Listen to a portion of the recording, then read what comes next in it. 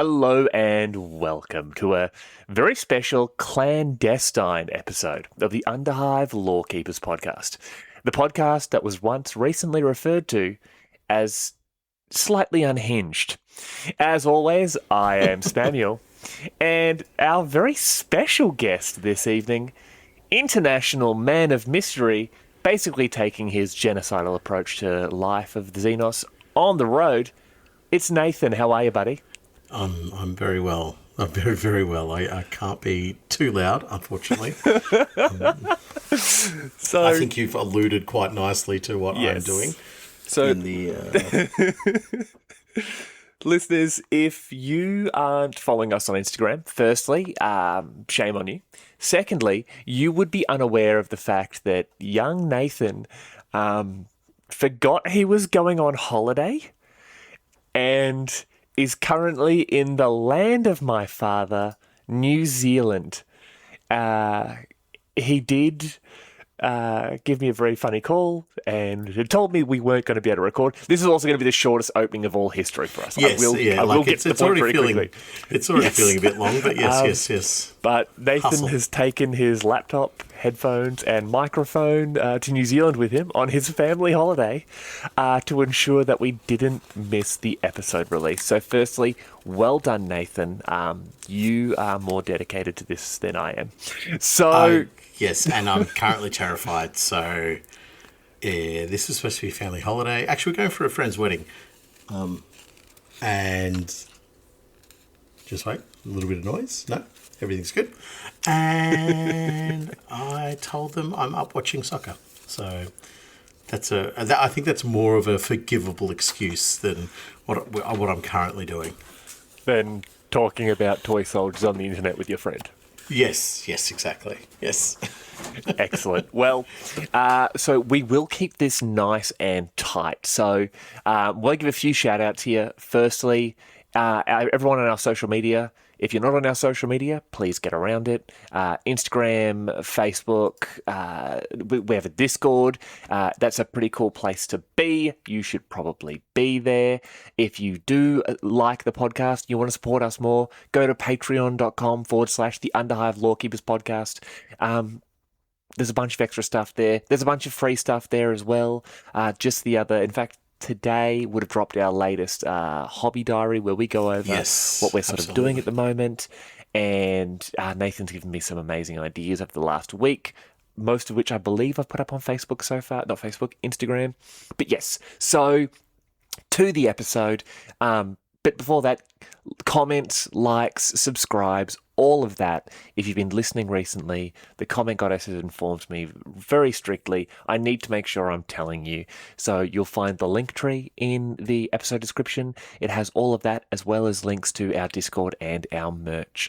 Now, actually, before we jump on, one extra quick shout out to Jeremy, who commented on our Spotify. And it's so, there's been lots of great comments, but this one captured my attention straight away, which is this is such a great way just to leave a comment. Part of the comments, part of the crew, part of the comments, part of the crew. It was just brilliant. Well done, sir. We've become a pirate ship, and I'm Yeah. I'm all for it. Now, listeners, we promised you all that we would be talking about the... not the Book of Judgment, the Bastions of Law. Now, because Nathan is overseas and we need to keep this quite short, we can't do a 6-hour episode about enforcers because the wedding's tomorrow, is it? No, 2 days. 2 days from now. But 2 days from now. Yeah. But it's very hectic over here. Yes. We're doing a lot. We are doing a lot in a very short period of time. Lots of sheep. You mean you're eating a lot of lamb or mutton? Yes, that's exactly what the implication you were making. So we are instead going to finish off, because we like to do like a Necromunda episode, and throw Necromunda-centric, then a sort of Necromunda-adjacent episode. We're going to be doing a second Necromunda-adjacent episode in a row, but we will be sort of making up for it a little bit at the end of the episode. So, stick around or just skip to the end now. Whatever. I don't care. I'm not your mum. It may not make sense to you, but just jump to the end, see how you go. So we will be finishing off the Minor Ordos of the Inquisition sort of series that we've started here. It's been incredibly popular.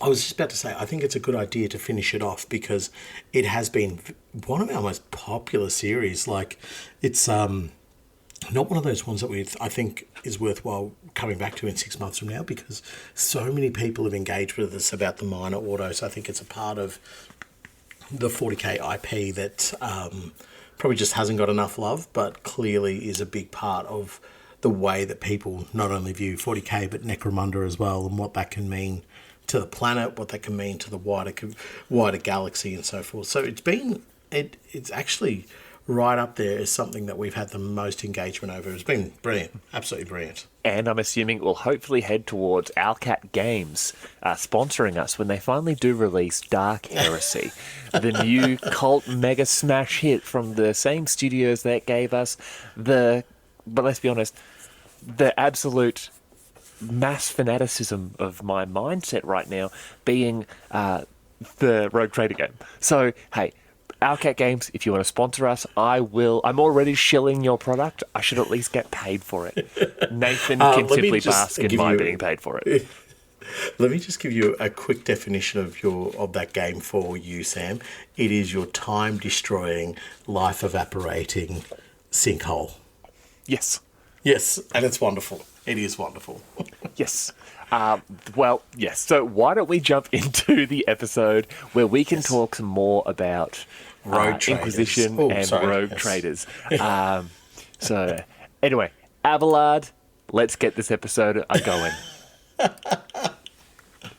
Yeah, right. So we're back to the Ordos. I think we've only got a handful left to go. I've got 10 left. 10, yes. And I'm just trying to find the one that we left it on. Oh, it was the Ordo Obsoletus. Obsoletus. That's what I said. Ordo Obsoletus. I'm pretty sure you said Absoletus. No, it's the recording equipment I have over here. Thank you for bringing that up. Thanks, it's the New mate. Zealand accent you're developing. Yes. That's it. The Ordo Obsoletus, cuz I've heard cuz a lot over here as well. Ordo Obsoletus. The Ordo Obsoletus task is to monitor and validate unexplained phenomena and miracles said to have occurred across the Imperium. Since the Dark Gods, especially Zinch, are not above sacrificing whole hosts of their mortal servants to ensure that a plot comes to fruition, it is the duty of the Ordo Obsoletus to investigate whether a miracle is a genuine manifestation of the Emperor's will, or yet another convoluted Xenos or chaos deception. Events such as the appearance of the Legion of the Damned and the reappearance of Lord Varlak after his incineration on Course 2, then again on Necromunda, and a third time on Vanor 21 are their area of expertise. The Ordo Obsoletus is often cited as being an Ordo Minoris, but it is merely conjecture. It is possible that the Ordo Obsoletus is not, strictly speaking, an Ordo at all, but a regional inquisitorial conclave that refers to itself as an Ordo. This is definitely one of our, left field Ordos in the sense that it's, as the last bit of it says there, it may not even be an Ordo at all. It may just be, I guess, a wing, a faction of the Inquisition that says, okay, you do the research into all the nonsense that has happened. You make sure that we're not venerating a particular event or moment in time that was actually not a manifestation of the Emperor or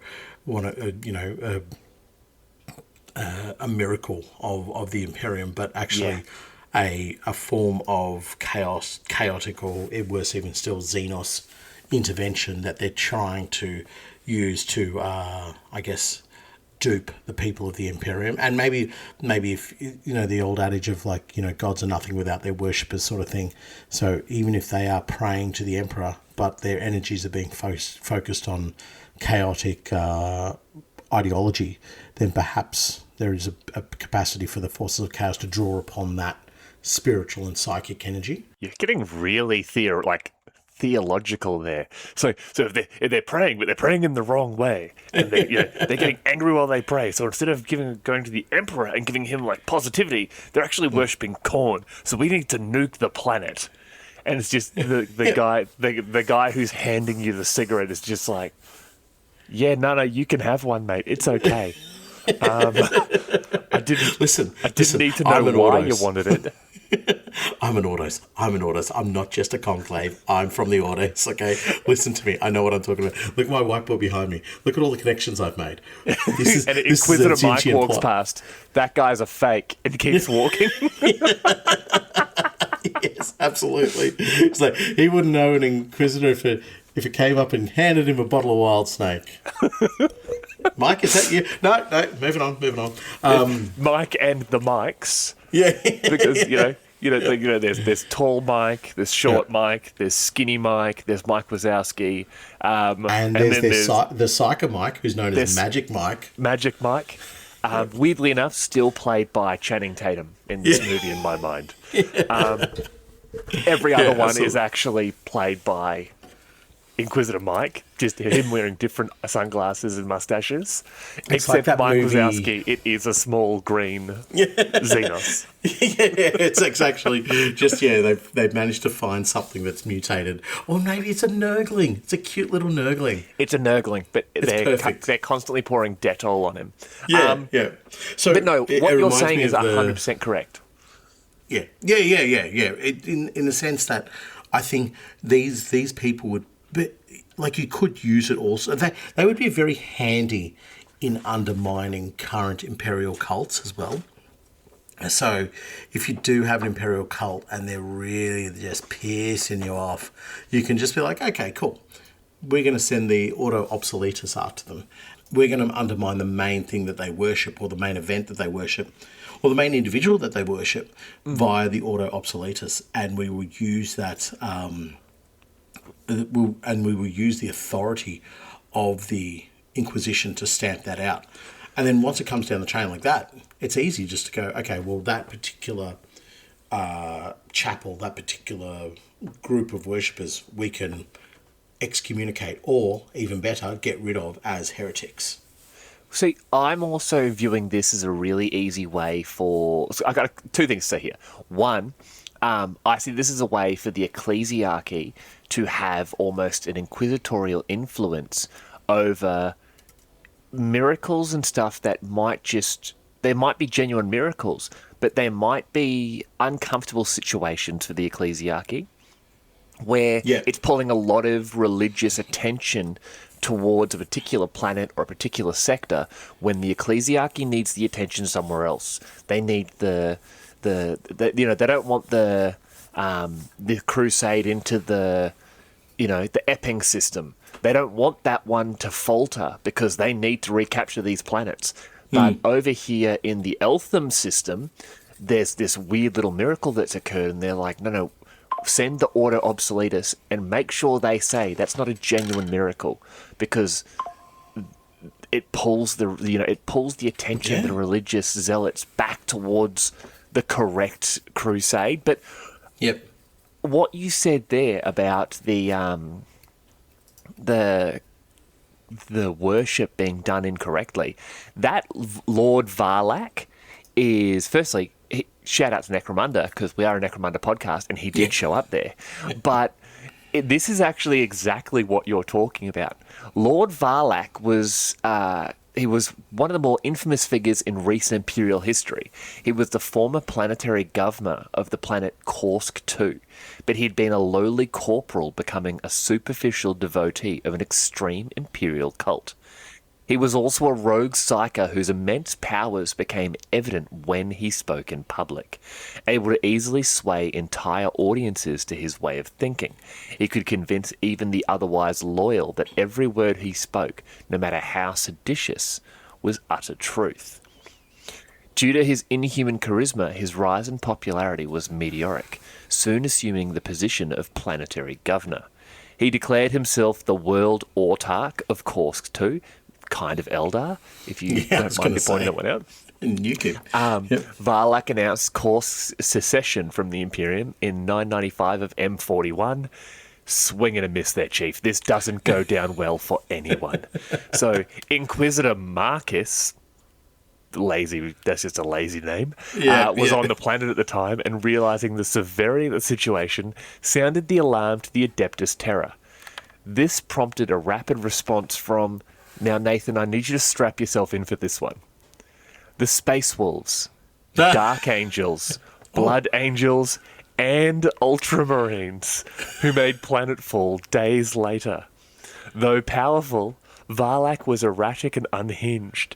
Not expecting such a sudden response from the Imperium, Varlak became crazed, constantly suspecting treachery and summarily executing his own followers. In the face of Imperial forces bearing down on his command bunker, Varlak sought to flee. His retreat thwarted by the destruction of his personal craft, Varlak desperately sought alternative means of escape. In the end, Varlak was seemingly killed at the hands of Space Marines on Kursk II was brought back into compliance. Although reported dead, Inquisitor Darius suspected that Varlak had in fact managed to escape to Necromunda, and in 997 of M41, the Inquisitor reported that Varlak had been operating on the planet under the alias of the Grand Dog. The Grand Dog is also a nickname I've given myself, and this is uncomfortable. The Grand Dog. The Grand he Dog. He was definitely taken out by a space wolf then. So Yes. he does that as like a stick that in your eye. I am now the big puppy. Yeah, right. But I love that. Yep. Just remember, listeners, I've referred to myself as the big dog and the superior sized canine. There's nothing grand about what I've said. Also, I'm terrible at speaking in public, so there's no connection that can be made here. I want to get a whole bunch of cosplayers dressing up as each one of those chapters and just coming and kick down your door and just feeling like, we're here to get you. Now take photos of us and put us up on Instagram. That's fine. To fix the Space Wolves, I'll just be like, you realise your Stormseers, or whatever they are, still use the warp. The Blood Angels all just have daddy issues. The Dark Angels, I'll say, hey, that guy over there fell, and they'd get distracted. And the Ultramarines, I would make them fill out all of the forms in triplicate, but each form would be different. I'm literally untouchable. Absolutely. But yeah, right. Interesting. There are interesting autos. Yes, go on. I also think they would have a lot of issue with the Adeptus Sororitas, especially when it comes to things like Saint Celestine or the Living Saints. Or the actual, let's just call it magic that occurs when the sisters pray enough. I can imagine the Ordo Obsoletus would be having a lot of issues with this sort of stuff. I imagine they would see like Imperial Saints and that sort of thing and the miracles that can occur. But what's what I'm looking for? It's like I think they would possibly come into a lot of conflict with the ecclesiarchy depending on who they're dealing with. Well, I think here is where, they would have some sort of relationship with the Ordo Hereticus as well. So where the Ordo Hereticus would come in and just be like, just rubber stamp that one, mate. Don't worry about it. Like we don't want to hear it. Like before you bring anything to the Sororitas, but before you bring anything to the ecclesiarchy, it comes through our door first. And if any one of your so-called inquisitors or conclave members, as we're going to rightly refer to them, decides to go around that process, then you're going to have an issue with us. So I think you're right, and 100% right in what you're saying, but the Ordo Hereticus, because the Sororitas and the ecclesiarchy are basically, tools at their disposal, they would protect them with all the power that they could of a major Ordo. Perfect. And then the Obsoletus would just be told, our door first. Any other Ordo, go for your life. Just go around them, go through them. But with us, you come knocking humbly hat in hand to tell us about all the things you're investigating. Yeah, perfect. Yeah. Perfect. Yeah. Right. Next one up, the Ordo Originatus.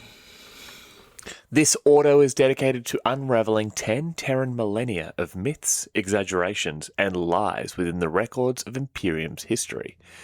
This is a difficult task raised to impossibility due to the opposing work of the Ordo Redactus, though their work has recently been made easier by the establishment of the Corps of Historiators, called the Logos Historica Verita, who have been trained by the resurrected Primarch and Imperial Regent Robert Gulliman.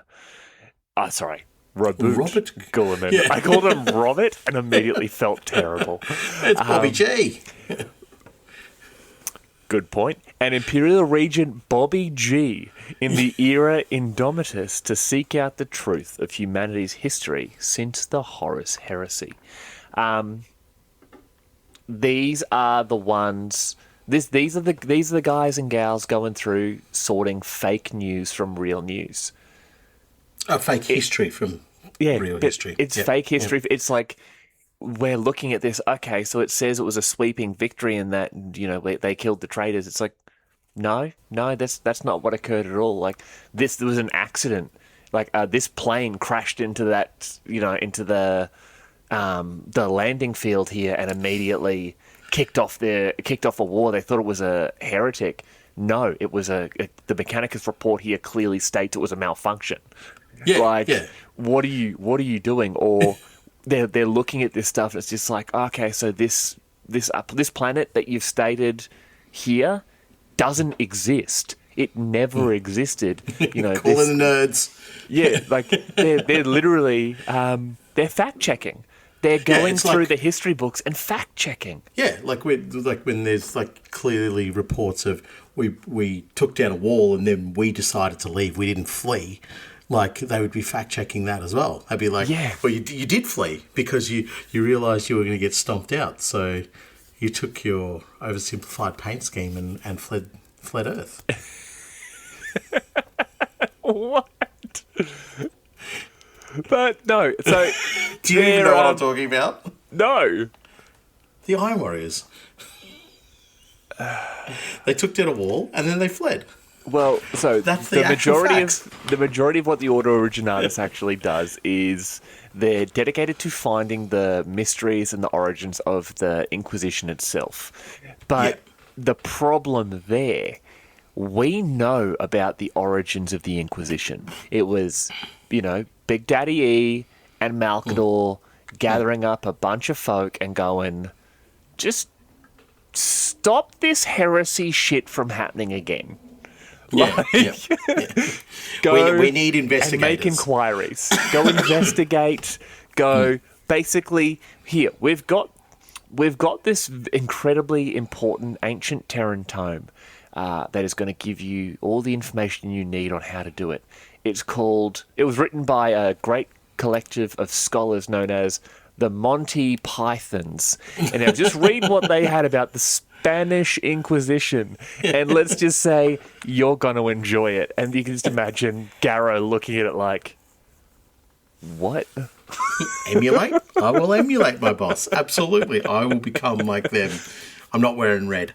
But yeah, I think the role of them is...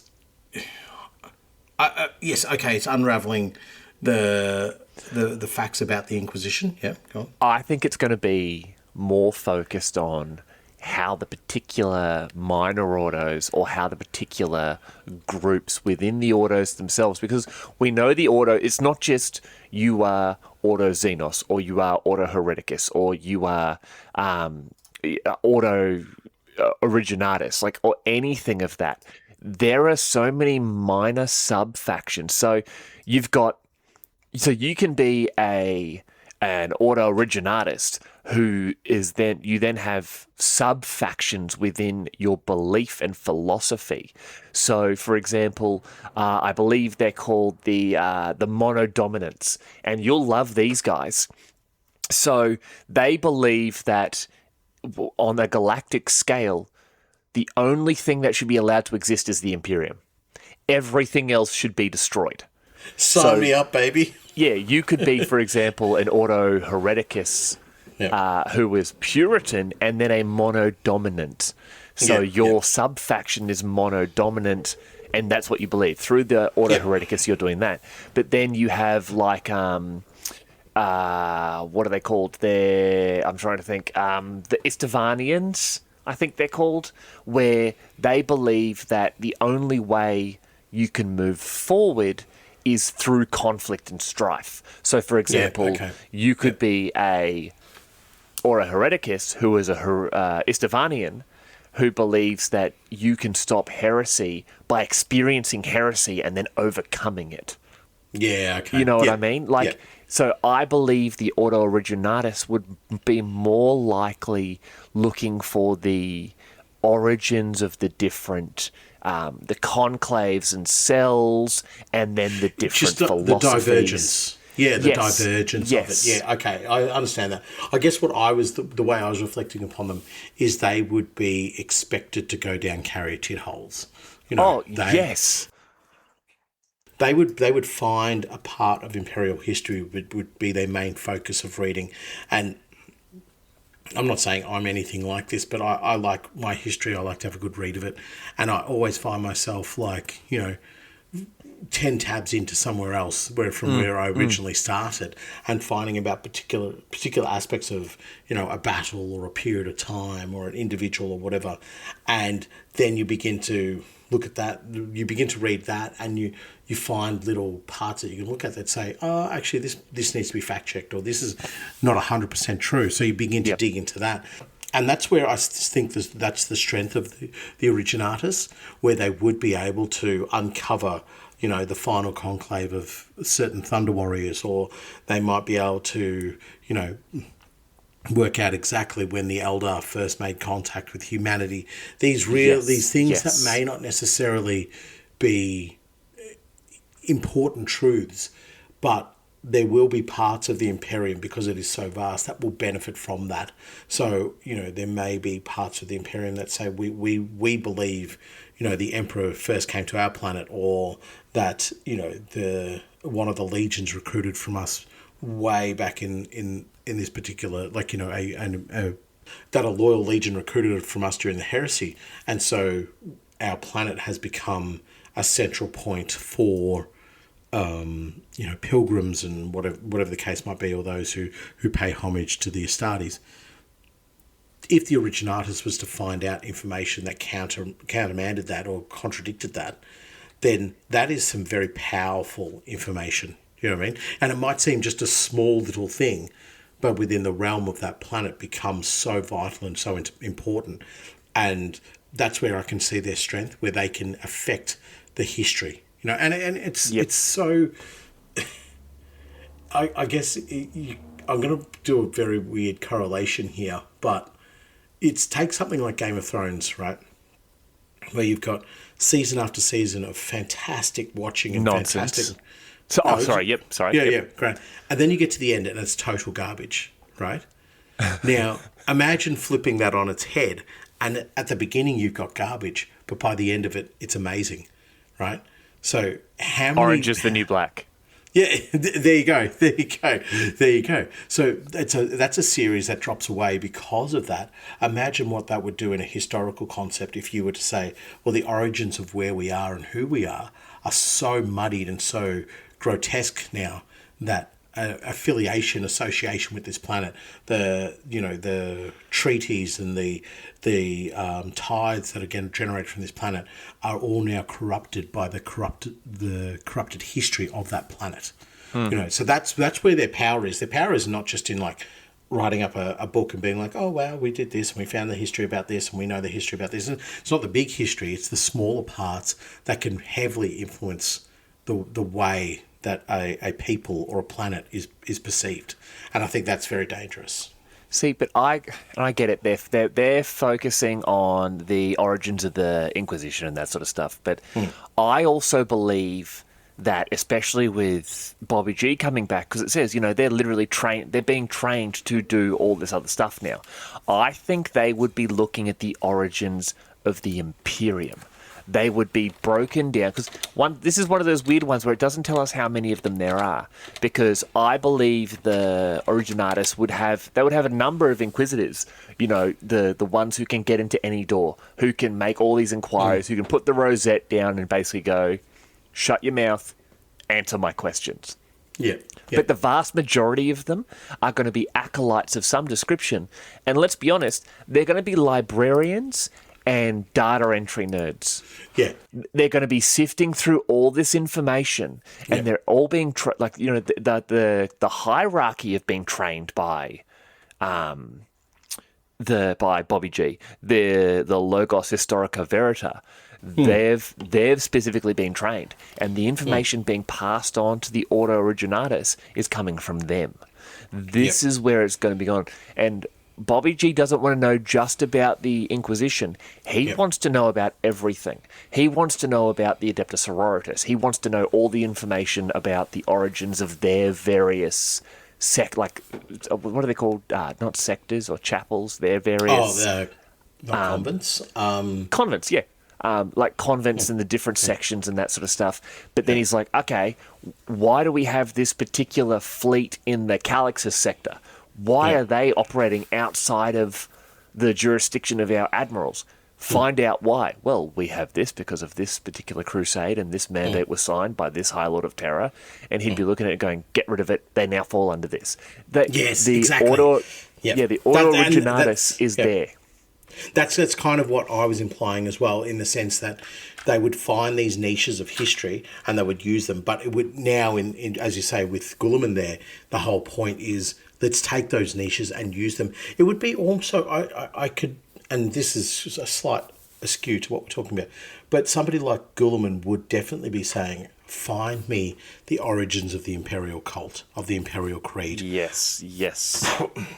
Not so much to debunk it, but to say, this is not the Imperium that we strived for during the Great Crusade. My dad didn't want any of this. Yeah, you've completely misread the information. Like, you have not picked up on the vibe of what Daddy was going for.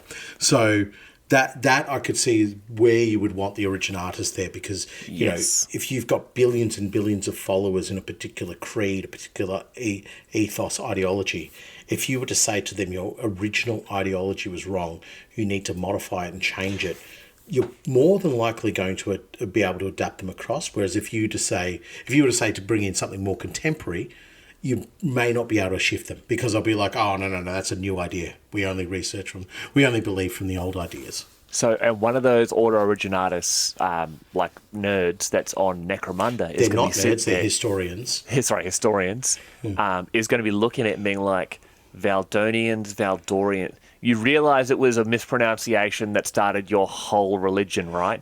And there's a bunch of them standing there like, listen, we're booing you, but we know you're right, but we're still going to boo you. Yeah, exactly. Yeah.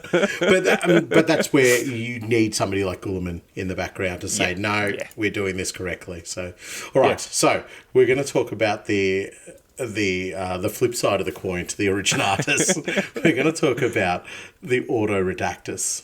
This Ordo focuses their efforts into deliberately obscuring the imperial past and redacting any records whose knowledge they fear might lead to the corruption of the minds of the weak men and women. They also do so lest the enemies of mankind discover some advantage through knowledge of the Inquisition's beginnings.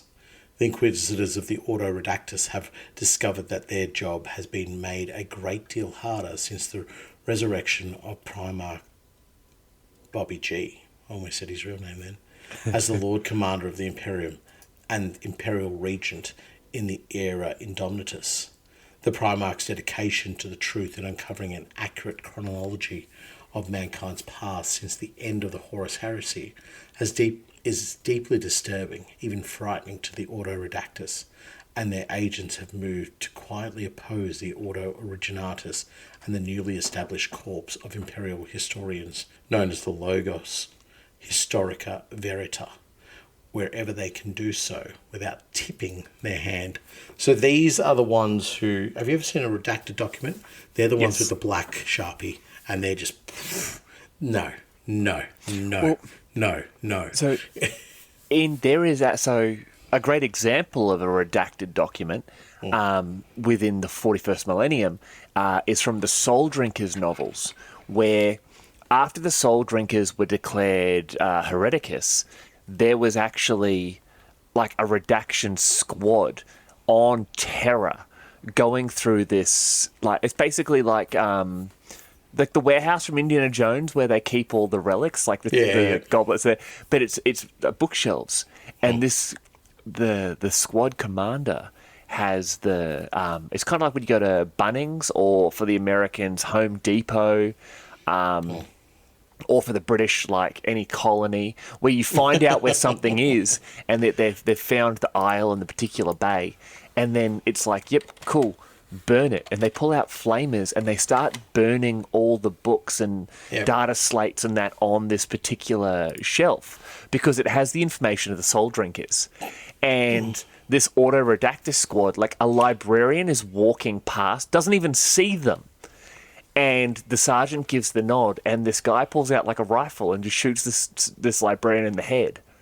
Like just what? Because he might have seen the redaction squad doing their work, and he would know. Well, I wonder what was on that particular shelf. It sits between soul diets and soul DW40. DW40, it's all DW40. What was in there? But they're literally removing the information because, and like it said there, not necessarily because of the information, but they fear it may lead to the corruption of the minds of weak men and women. Yeah. Now, so what you say there, though, that is, to me, that is the 40k version of a thick black Sharpie marker. Yes. Is a flamer.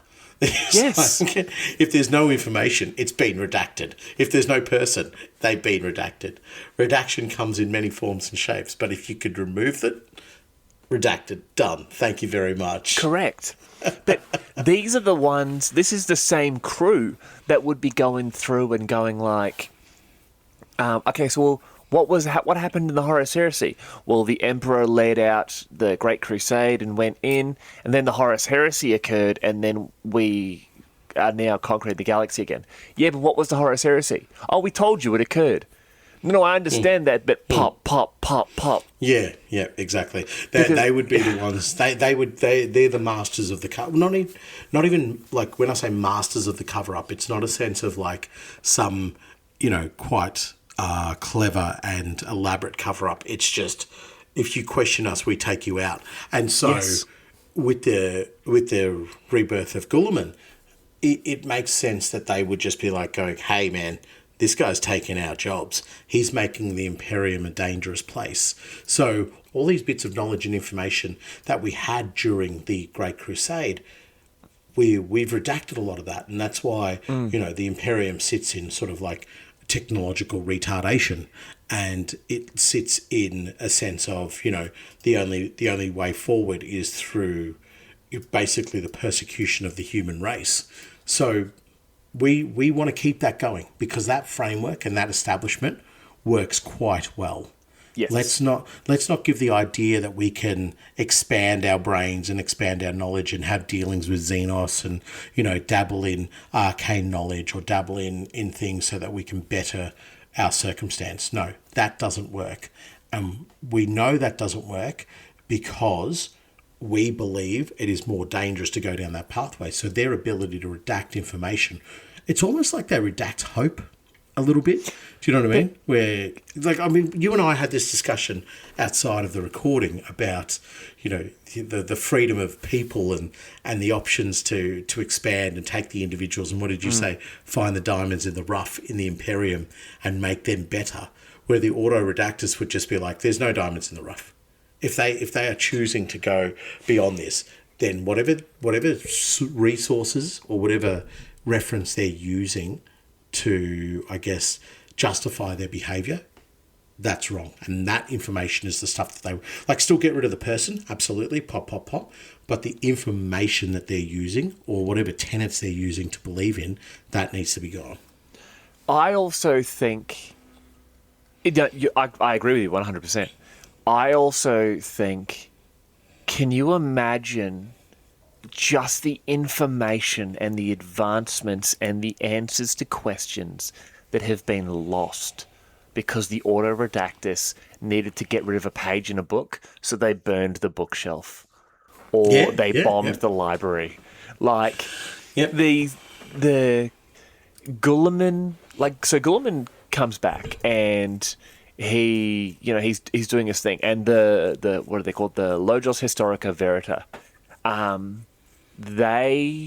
they're amazing. Like, he's done, so he basically woke up and was being invaded by the Black Legion, proceeded to stand up, and I love this term, I've recently heard it, he put on his boots of mighty ass kicking and just destroyed everyone, and then basically plugged himself into the internet and absorbed 10,000 years of information, and immediately went, okay, first we've got to do this. And he did his thing. He met Cypher and hung out with the Rain a bunch and like high-fived Call, and finally got to Terra, chatted to Dad, and was like, okay, cool, I can't fix this right now. And then immediately went, okay, what's the first issue? Okay, what year is it? We don't know.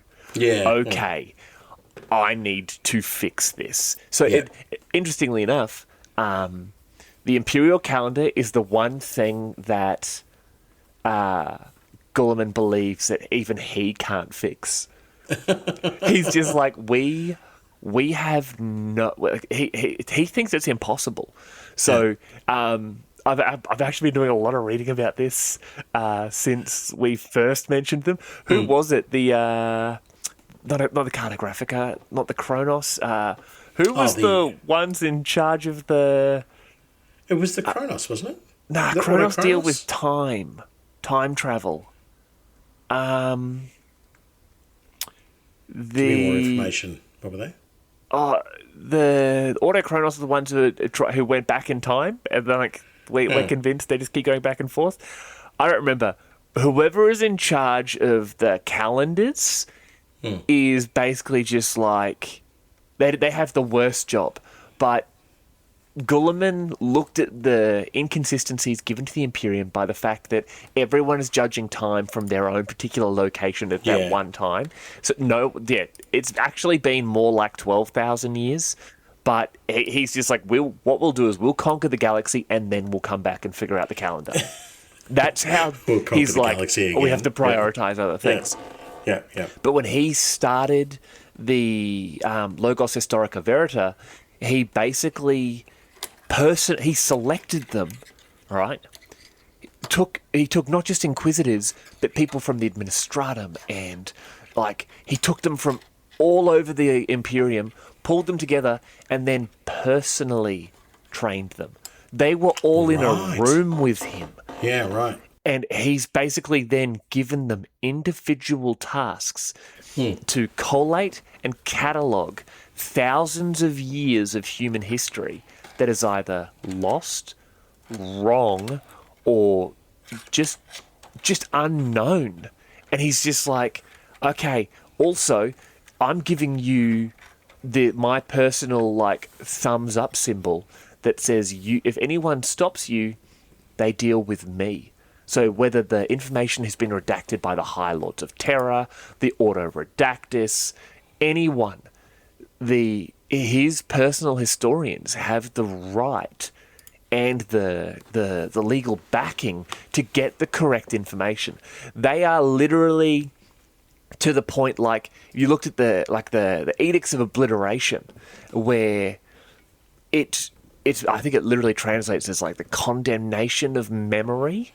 Yeah. It's when the Imperium purposefully destroys the symbols or the relics or the monuments to anything that goes against what they believe in. I have a feeling that they may even be able to investigate the two lost Primarchs. Yeah, I would not be surprised. Like, I mean, it would make a lot more sense that they just investigate everything from the Great Crusade onwards. Do you know what I mean? Like, everything pre that is almost like too dark in the vaults of history. But everything that you're saying there, the one thing that screams out to me is that the Ordo Redactus is in real trouble. They will become, and they are, but they will become more so a very, very specialised branch that I think that Gulliman would say, okay, you are under the rule of the Logos Historica, because we need you to redact some things. Like, and the Imperial history is not an open book. You can't just go in there and grab everything and say, like, oh, cool, we get to study about demons and we get to study about, how Magnus destroyed the Golden Throne, basically.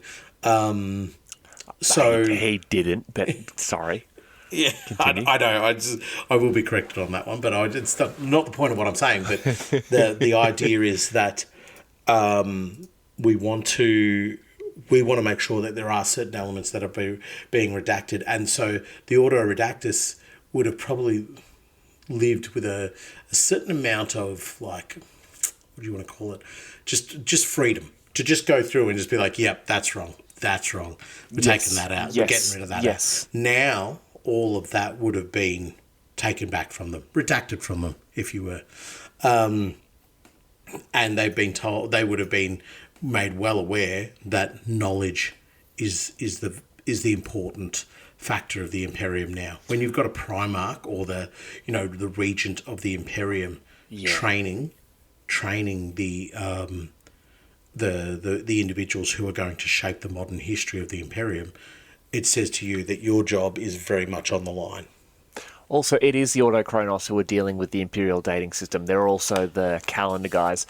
I would love, because they got remember they got that war, the Chrono Strife, where they're all killing each other over who's got the correct part of time. I would love the fact that the Autochronos and the Ordo Redactus were somehow fighting each other and didn't realise. It could very well be like that. Like, you imagine the Autochronos going, no, you're wrong about this time or whatever, and the Redactus is like, hey, bro, that's our job. So, no, back right off. Yeah. But no, I think they will very swiftly either be all pulled into a room by Bobby G and either told enough, like, cut it out now, or I cut you all out. Yeah. Because it just doesn't make sense that they are allowed to do this where he's trying to get the information. I get it. Keep the information from the common man. Like, I understand that, but when the guy in charge of the whole Imperium, and I use the word literal figuratively here, but the literal son of your god, when he's saying, stop it, we need to learn this, you need to stop it because he needs to learn this. Yeah, exactly. Like, and this is where you're going to get your offshoots and your splinters of the Inquisition, who, for however long they've been in existence, that's been their tenets of belief and the structure of who they are. And this is where you need the Originatus. So the Originatus say the reason we have an Ordo Redactus is because of this event or because of this, but it was misunderstood, it was misinterpreted. So the information that we needed to redact probably didn't need to be redacted in the first place. So the ideas, the concepts and tenets of why you operate as an Ordo are founded on poor foundations, on shaky ground. So would that be enough to shift those Ordo members to believe then what is going on? Or will they simply just go, no, we are doing the right thing by the Imperium. The Imperium, in a sense, has been successful whilst the Redactus has been around. So the Primarch is doing the wrong thing. And that's when you begin to, from that point in time of that knowledge of the Primarch is doing the wrong thing, is when you begin to say, hey, we now have an issue on our hands because we don't believe what the regent of the Imperium is saying, or the Imperial regent is saying. Yeah, 100%. Dangerous stuff.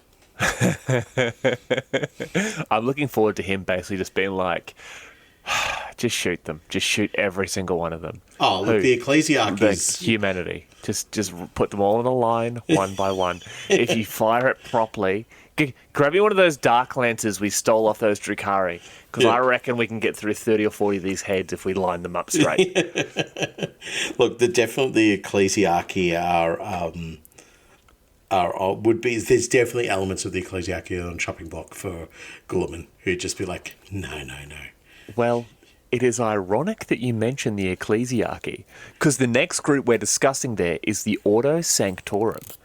Now, they were founded in M36, and they oversee the Adeptus Ministorum, better known as the Ecclesiarchy. Let me just preface what you're going to say. They have a job. They have a massive job. Like, screw that. Yeah. Can you imagine? So let's be honest. The Ecclesiarchy are probably, when it comes to non-military, and I'm wording this very carefully.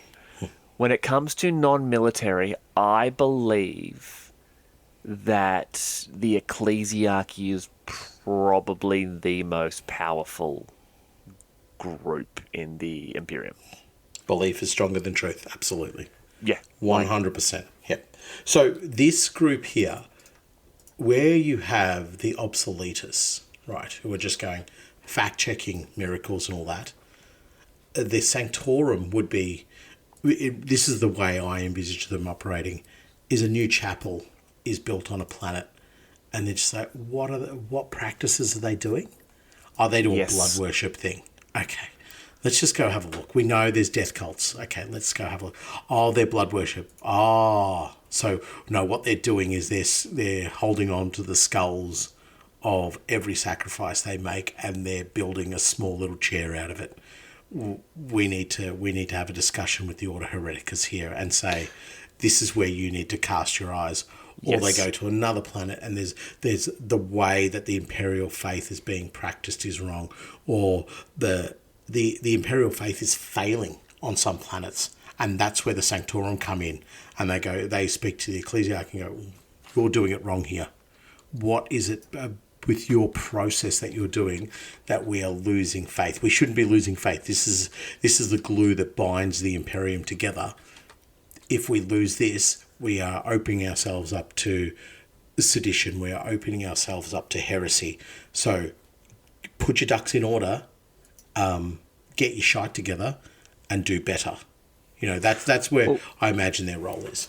So we've talked about the tenets of faith before, but I don't actually think we've ever said what they are.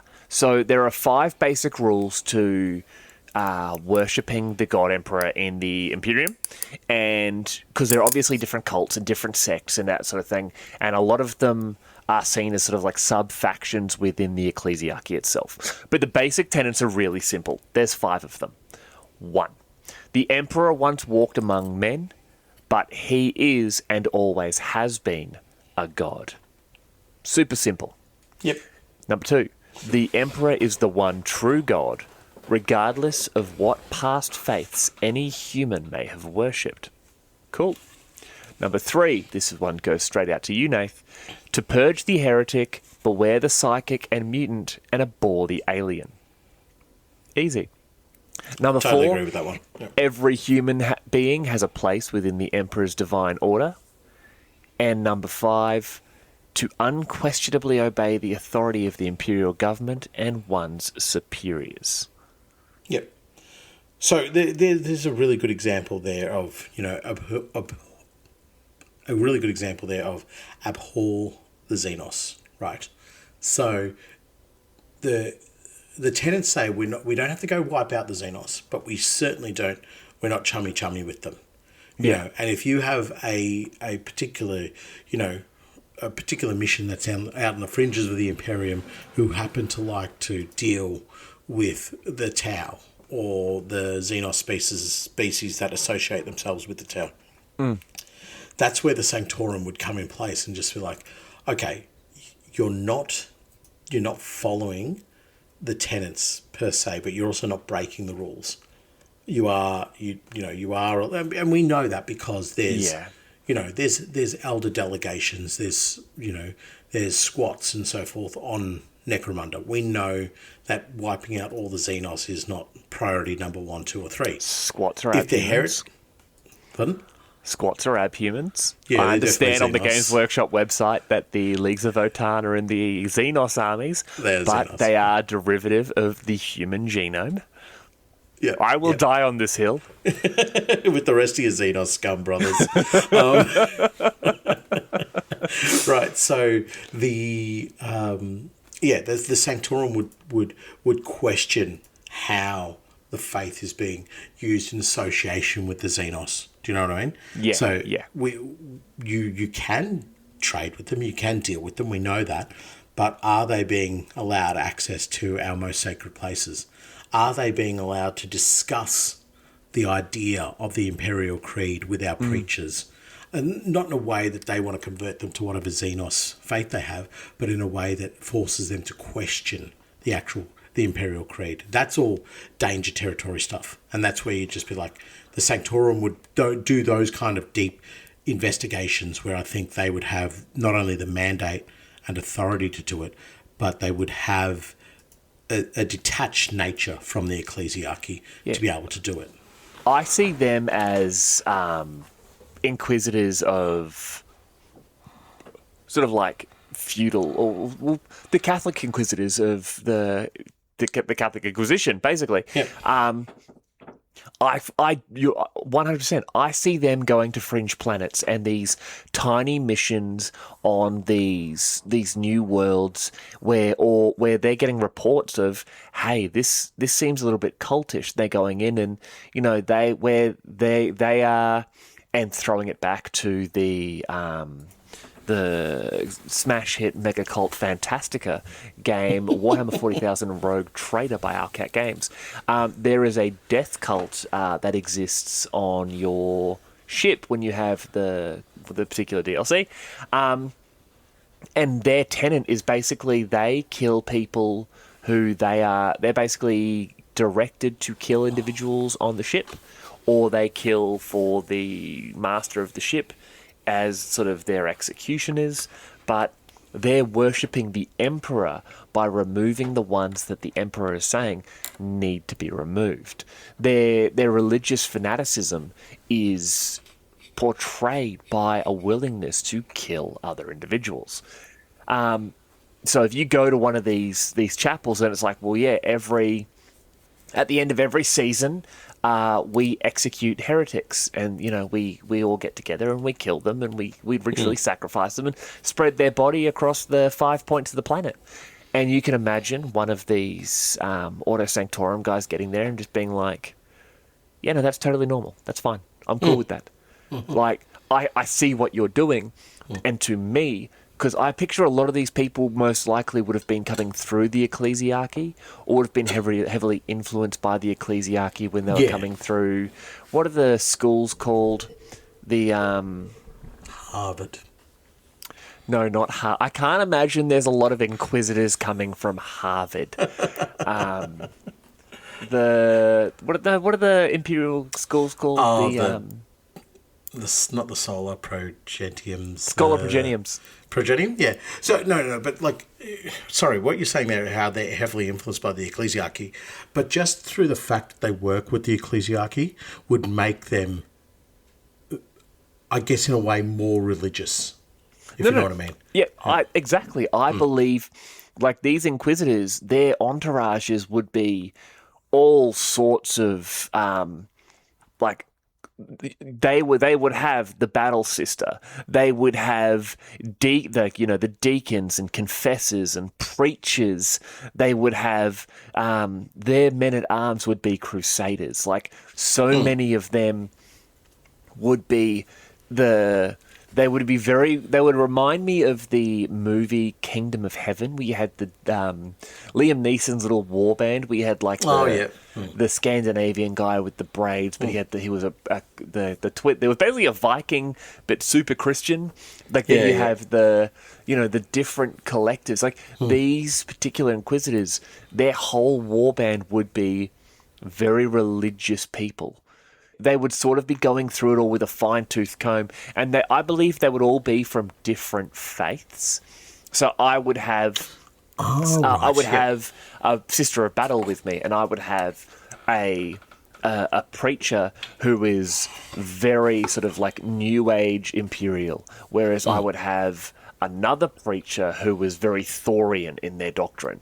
I would have different doctrines of the Imperial faith with me, and we would, when we're investigating these things, be discussing, well, no, this reminds me of the monodominant faith of this particular planet. But it also reminds me of that cult we wiped out on, that particular planet because they were doing blood rites and then they were drinking the blood. Remember, they were a corn warband? Right, do you remember that? So you'd have these different perspectives all coming in, but they would all be very heavily ecclesiacal. Yeah, absolutely. They all have a tether to the ecclesiarchy, but as you say, from all those different points. And I can see something like, the Sanctifiers box for... You know what? It would literally just be an Inquisitor in front of a box of the Sanctifiers. Yeah. That's it. You would have all these different elements that would exist, but I'm totally on board with what you're saying, that you would have... And then not everybody in this retinue holds a gun. So many of them would be just purely note takers and scribes and so forth, who would come through and they would collate information. They would be witnesses. They would be the ones who were just observers, and they just sit and they wait. It might take several years of observing to define whether or not this particular chapel, this particular branch of the faith is doing the wrong thing. Yes. But at the end of the day, when they collate all this information, they don't enact the retribution. They don't even recommend the changes to this particular chapel. They take it to another department of the ecclesiarchy. So you would have bodyguards and combat capable troops within the retinue, but they are not the main facet like what you would have, say, with the Ordo Hereticus, who is like, I've got an Inquisitor and my job is to hunt down heretics. Yeah. So I like setting things on fire. Yeah. I'm getting kicking indoors and praying to the Emperor. And so what the Sanctorum would do is deliver the information to the ecclesiarchy, who then may even take that information to the Ordo Hereticus. The Sanctorum may completely cut out the ecclesiarchy and go straight to Hereticus. Straight to the Hereticus. Perfect. Yeah, these guys need to go. Like we've lost half of our people because they've been sacrificing them as heretics. You got to get them. They are bad people, and they are not worshipping the Emperor. They are worshipping something completely wrong. Yes. No. Perfect. Because I love that, because it's just this is no less bloodthirsty than a bunch of legitimate imperial religions, imperial doctrines. But they're straight up. They're not carving Aquillas into their chests anymore. That's a corn symbol. Like, you send me some battle sisters with as many flame weapons as you can find. Like, let's get it done. And that's actually, when you mention that, sorry, I know we've been going on about it, but they may be in lieu of the Hereticus. So once they've got the approval of the Hereticus to pull the trigger and take them down, you might find that there would be Inquisitors from the Ordo Sanctorum who are just literally putting pins on a map and saying, take 150 battle sisters into that region, stomp them out. Once you've killed everything there, we believe in your capacity to do it. We'll come through with an assessment team, do an assessment, then we'll put another pin on a map and another pin. But they're not at the forefront of the combats, leading in the sense of riling up the troops and driving them forward or anything like that. They're more sort of like, we found something, somebody else go handle it. Yes. They're investigatory. Yes. They're investigatory, exactly. And they're ensuring that the ecclesiarchy is monitoring these things, because they'd then be saying, well, hey, we've found this. We reported, like, we've had multiple reports coming through the Ecclesiarchy, and they did nothing. We therefore suspect corruption at the highest levels on this planet, or in this system, or even in this segmentum. And we're still a minor ordo. We will hand this to the Hereticus. They can deal with it as they wish. We will go to the next mission. We will go to the next assignment. We will go to the next planet, because the Hereticus can go in with the boots of mighty ass kicking, and they can burn a planet down if they want to, and they could, and they got the guff to get away with it. Well, they got the mandate to do it. 100% they've got the mandate to do it. And I could see the Sanctorum still handing off information to the Ordo Xenos and the Ordo, I always forget their name, the demon ones. Malleus, I always forget that. I don't know why. It just never wants to stick. But I can see them handing off information to them as well. But their main directive would be to the Ecclesiarchy and Hereticus. Because, if there was particularly nefarious Xenos dealings, they would simply just go straight to the Ordo Xenos and be like, look, they're naughty no goods, mate. They're kissing elder girls. Go get them.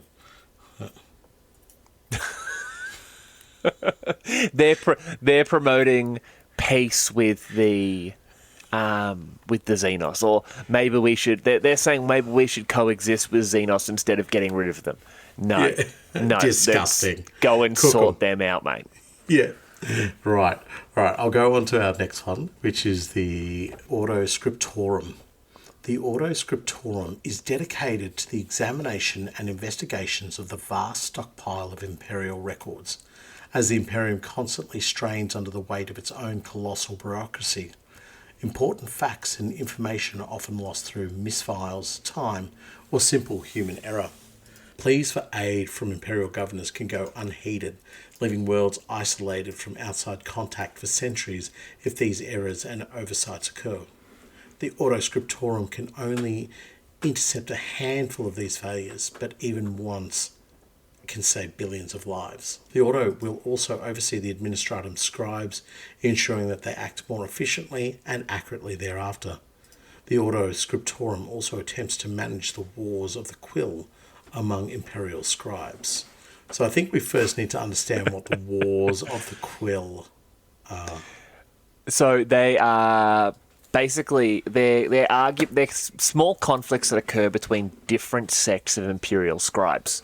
And it's joked about because it says, it may seem trivial, almost facile task, but in light of the weighty matters pursued by other branches of the Inquisition, nothing could be further from the truth. Basically, you can imagine different groups of scribes would be stealing ink, or ensuring that the deliveries of the messages were only done by their particular, squad. But you block the wrong message, and all of a sudden, no one is reinforcing that forge world that produces all of your bolter shells, and the orcs own it now. Right. I get you. A great example, I think, would have been it was one of the episodes we watched on Warhammer TV. I know exactly what you're going to say. When they seized all of the ammunition and left that planet to die. Then they get to the stockpile world and they're like, just throw it over the edge. We're full. Yeah, I imagine our platforms can't take any more weight. Our platforms can't take any more weight. We've got too much ammunition. But the scribe that would have been sending out the report to saying, stop seizing ammunition, his note got destroyed in one of these Wars of the Quill. Because they used the last of the good quills, and it's just the nerdiest reason to fight. Oh, it is. It really is. There is, I think, and I'm happy to be corrected on this one from the audience, but etching at my memory, it's I think back in the day there used to be some sort of, and then when I say back in the day, I'm talking like medieval times, probably even pre to that, where there was the way that, have you ever seen like religious texts where they do the really large first letter and then it continues from there. The way that was done or practiced or whatever could offend another monastery or so forth. Yes. And they would. I don't think they'd go to war about it per se, but it was definitely like a, it would generate some sort of offence, some sort of angst within the monasteries themselves, and they'd definitely not be seeing toe to toe, and where they might be able to help out one parish to another, they'd be like, nah, we're not going to help you. You go stick it up your nose. We've had enough of you people. So that's what I imagine the War of the Quill is like. It's just smaller things that happen. I'm lodging all this data and lodging all this information, and somebody just comes and kicks over my ink pot servitor. And now I have ink everywhere. And so nobody died, but nobody died through the practice of kicking over the inkpot servitor, but certainly a lot of people died because all of that information was lost. But it's like you can just imagine it would be so boring being one of them. There would be. You get up each day and you go and you I can imagine them. They're copying, like the different scribes copying old texts, where instead of just digitizing them, because you can run the risk of losing digital information. It's not like you can copy it infinitely or you put it onto the new sphere and it's there forever. But that's neither here nor there. But they're copying it through, and that's their whole job. You can imagine the boredom. It's like ancient manuscripts. Once you get going to sort of real history, where they would be looking at these books and these different scrolls and they would have to copy it exactly hundreds and hundreds of times, but eventually a word's going to get changed here or there, or there's going to be a misspelling, or and something like that. These poor bastards have just one of the dullest jobs in the entire Imperium.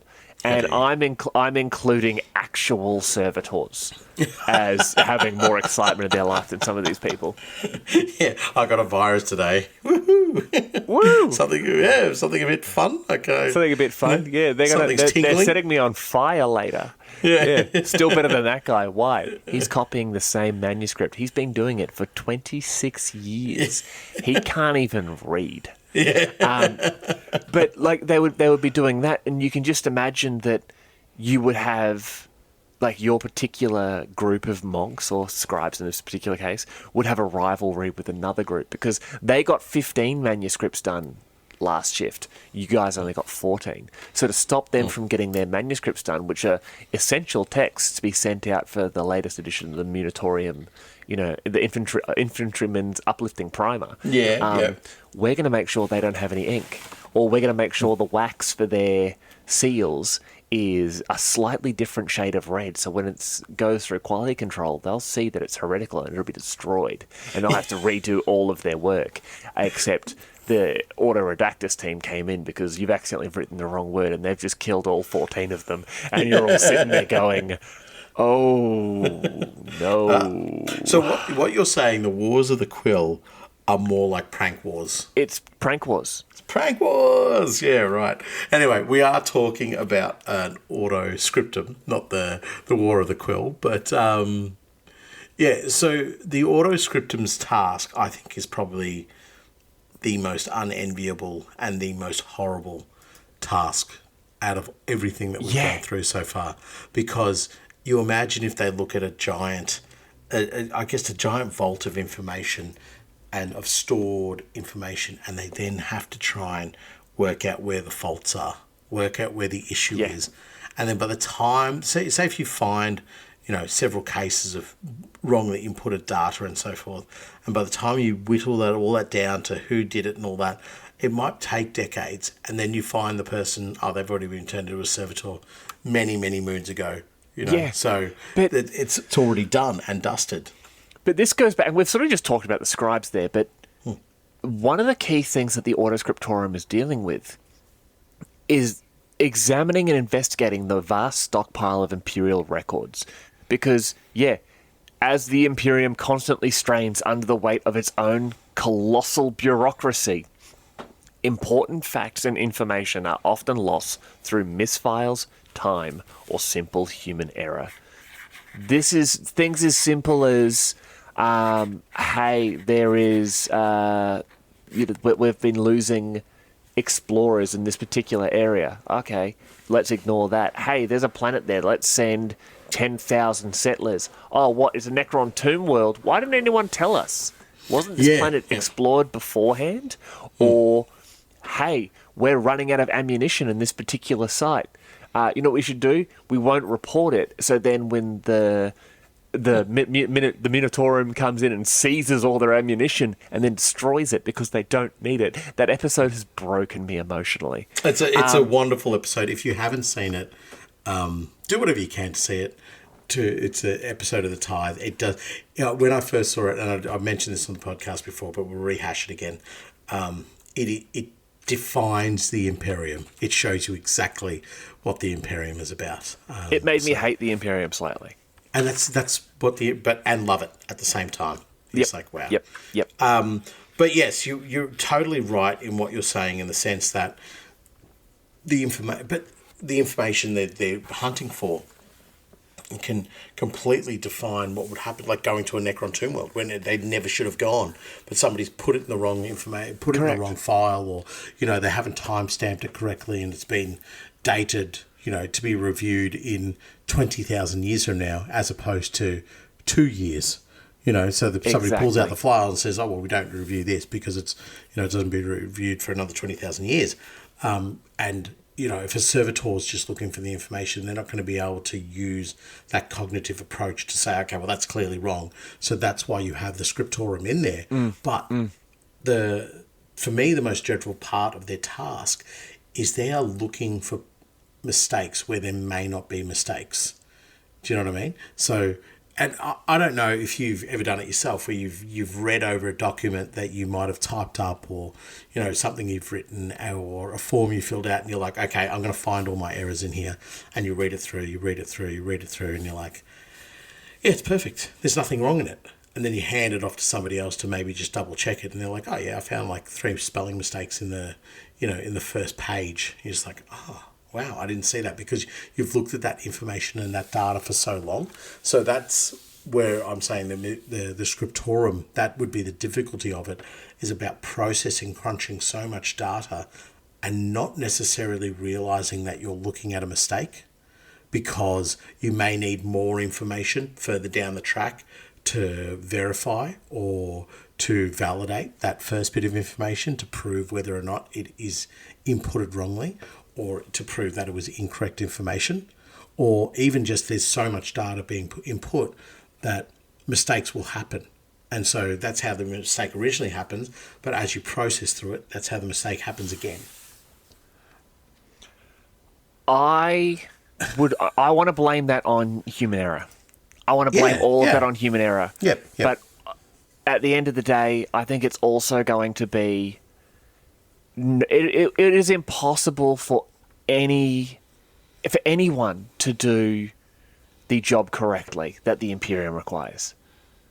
Yeah, absolutely, and that's why Bobby G's not happy with it, because and that's why we have so many minor Ordos, because there's all these facets that need more skilled, more dedicated individuals to come through and do the task, because the task still needs to be completed, and it needs to be completed in a bulk, in a way that just keep the machine turning over. We'll have our engineers, which are our Ordos, come in and pick apart the small parts of the machine that may seem broken, and they will administer to it. But every mistake they find, there's 10 more that exist. And as soon as they find one of those 10, or another 10 have been created, because of just the vast volumes of information that are getting processed throughout the Imperium. I also think a lot of this is going to be coming down through, like you said there, misfiling and that sort of thing. But I think a lot of this is also going to be coming down to, they fear that the bureaucracy may be being influenced by the enemies within, without, and beyond. Oh, that's clever. So yeah, right. Where they're They Sorry. have. Can I cut you off very quickly there? As soon as you said that, I honestly thought this is like Malal's doing. It's just like, this is how I'm getting at the Imperium. I'm screwing up the records. Right. I'm going to change every instance of the word ask to arcs, and they're not going to know what it means. Got a downfall of the Imperium, and the other four major gods are just like, listen, we should give him this one. We should give him this one. And Hashut and the Horned Rat are in the background, like, can we come play? Get back to fantasy. Sorry. Yeah, go away. Look, we got to give Malal projects. Otherwise, he just hangs out. Nobody wants him hanging out. Do you know how many skulls he's knocked off my throne? He is so god-awful. Like, the Pleasure Palace, ruined as soon as he turned up. Hey, Malal, we've been thinking about it, mate. We would really like you to go down to that planet there and change all of the all of the recaf for decaffeinated. Oh, yeah. They'll be so sleepy. Oh, okay. You can trust Malal. I'll go do this one. He ends up replacing all of it with Monster Energy drink, and they got too caffeinated and accidentally destroyed an Orc War. Yeah, exactly. He's like, hey guys, I put monsters on their planet. What do you mean? You put monsters on their planet? No. I put, we've got monsters. I put monsters on the planet. Do you mean the energy drinks monsters? Oh, Malal. How did you know I did that? He's drinking a Monster Energy drink. It's like a sitcom of like... That's so like, Malal. It's now a sitcom. Oh, okay. TV show idea. Yeah. It's the Chaos Gods, as well as Gork and Mork, and the Emperor, and, like, I don't know, Isha, Assyrian. Yeah, throw in a few of the boring Eldar gods, But they're all in a... okay, I've just reinvented the TV show Drawn Together. Where, that's perfect. Drawn Together would be a perfect way to do this, yeah. Drawn Together, but it's all the gods of the 41st millennium living in a house, and... just the shenanigans they get up to. Yeah. And then Malal's just like the one that it was just like, oh, Malal. And then it's just like cuts away and he's off doing something silly. He gets like, voted off every week, but he's just, they feel bad for him. Yeah. He's just getting bullied by Be'lakor and they're like, oh, come back, Malal. Even, what's his name? Who's the new god, the new Chaos God? New Chaos God. Vasharak? Oh, Vashtor. Vasharak. Vashtor is like stealing his breakfast and that. And everyone's like, leave Malal alone. He goes, but I make the demon engines. I'm like, yeah, but you're being kind of a dick. Yeah, and Gork and Mork is like, come here, Malal, you're one of us. Giving him noogies and wet willies. They just slap a bit of green on him and just feel like, run at the wall, Malal, run at the wall. They painted it. Honestly, if somehow Malal could become a god of the orcs, they would be unstoppable. Oh, yeah. They would embrace all of his... Do you know, he's probably the god of the goblin, of the snotlings and the Gretchen and the goblins. He would be perfect for them. Malal is the god of purple orcs. Exactly. That's why he's not powerful, because he can't see his worshippers. He told them, paint yourselves purple, because that's my colour. And then it all went sideways. And so he's just... That's why Malal's monotone now. Like black and white, so that people could see him. He's like, perfect. I'm either bright or a shadow. People are going to see me. It's because a bunch of his purple orcs got their asses kicked by the Black Templars, and he's like, skulls and black and white. I'm doing this. Exactly. But I digress. We digress.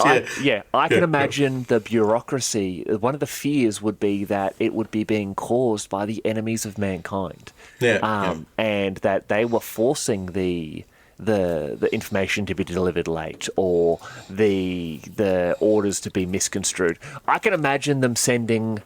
One of the things the Inquisition would be wanting to make sure is the information being sent is being sent through correctly. Attack the third city, the third planet. No, attack the third moon of the second planet. Okay, cool. We go there, attack the third moon of the second planet. Cool. No, the second moon of the third planet. Why? You've literally just destroyed one of our Astra Militarum training facilities. Yeah. But you said those were the traitors. No, you crossed the numbers. Yeah. Like it's little things like that. This is what the Inquisitors are aiming to stop. They want the information to not only get there, but they want there to for it to get there correctly. Because we already know how many instances have there been of cries for help either being ignored or being accepted and then sent through too late. The astropaths are getting the messages and they're printing it off, but it's like it's being printed and falls out of the printer straight into the shredder. Yeah, exactly. Because there's just no one to answer. Yeah, exactly. And that's what the scriptorum, one of their major roles would be, is to, as you say, to find those holes in the system, but also to find where there is actually like a malevolence against them as well, like a deliberate sabotage of the information system. Yes. Yeah. Well, 100%. Anyway, let's find out the next one that Malal's going to be influencing. Next one up is the Ordo Scriptus. Nathan, this part might shock you. The Ordo Scriptus is a minor ordo of the Inquisition. Now, they were founded in M38, so they're much newer than a lot of the ones we've talked about already. It oversees official historical records on Terra. Currently, its strength consists, strap yourself in, Nathan, of 6 Inquisitors. Are you people kidding me? Who was it? It was the Ordo Custodum. Yeah. Ready? 50 Inquisitors. Okay. Should definitely be more, but let's have a look. I think it was the map guys, wasn't it? Was it the map guys had like 50 or something like the that? Ordo Astra? Astra. Yep. Yeah. The map nerds estimated over 50. Yep. But can't do anything without a map, can you guys? No, can't do anything without a map. But the ones going over the history of the birthplace of mankind, literally the holiest planet in the entire galaxy, and that includes, actual shrine worlds. But no, we have 6 people, I'm assuming in a basement somewhere, being like, oh, what does this one say? Oh, it's been redacted. Hey, does anyone know who redacted this? And there's just 2 auto redactors guys sticking their head around the corner being like, put it down, nerd. Put it down. You want to get redacted? You know what? There was 6. There was 600 of you. Not 6 because we redacted you. Perfect. Okay, so there actually used to be hundreds of them, but they keep finding records that they're not supposed to, and they just keep getting shot. Actually, you know what? That is official canon. Yeah. Done. No. We don't even need to discuss the Ordo Scriptures anymore. Yeah. You've done it perfectly. Yeah. Well done. Yeah. No, look, I will leave it at that with Bar One saying one thing.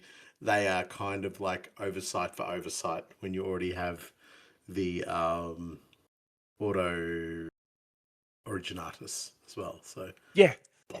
But imagine 6 people going over all official historical records. I would love to see some. Okay, I'm actually going to expand on this, despite the fact that I said we weren't going to. It's my podcast, sue me, listeners. So, all the historical records on Terra. Can you imagine some of the cool stuff they would have, like the historical records of some of the warlords from the Unification Wars. Oh, right. Or maybe I think these historical records would go as far back as possible. Like imagine the things Malcador or the other Sigillites had actually written down. Like Malcador was a hoarder of artifacts. Like I think he had the Mona Lisa. I think he had one of the like space probes or something. He had a bunch of like actual, and I'm going to be super professional. I know he had a couple of Starlinks for sure, and he had a Venezuelan oil cruiser. I know that for sure. So we do see some of his culturally significant artifacts: the Mona Lisa, the Rosetta Stone, a suit of medieval plate armor, a suit of power armor, and a bolter that seem to be the very first of their kind. Sunflowers by Van Gogh, the Huygens probe that landed on Titan in 2005, an extremely early Latin Bible. It also says here that he had the Underhive Lorekeepers Christmas album, which is very interesting that he kept that one. I think it was Yeah. some of our sort of our best work, but it's good to know that the Sigillite was a fan. Actually, the rarest thing that he has is one of your finished gangs. Like, hello, is this thing on? That was fun. That was, yeah, no, that was nice, mate. I'm not crying. I have allergies. Yeah, yeah. But no, I would love to see, because yeah, the Sigillites were collectors and basically warlords. But I would think that especially Malcador would be having scribes write down all of these things, like the chronologizing, like chronologizing, writing timing, down. the Huh? timings of things. No, no. Oh, They writing the would be times. writing the history of like the emperor. I think they would have said, his first kingdom was here, and he expanded into this section of Terra, and then this section, and he absorbed these kingdoms and fought these wars. And I would love to think of, the auto scripters going through all of those records and looking at it and just being like, holy hell, he killed a lot of people. Yeah, he put the genocide in genocide. Yeah. Yeah. He was Um, the genitor of genocide. exactly. So yeah, I don't really. The scriptum wouldn't do what the originatus would do.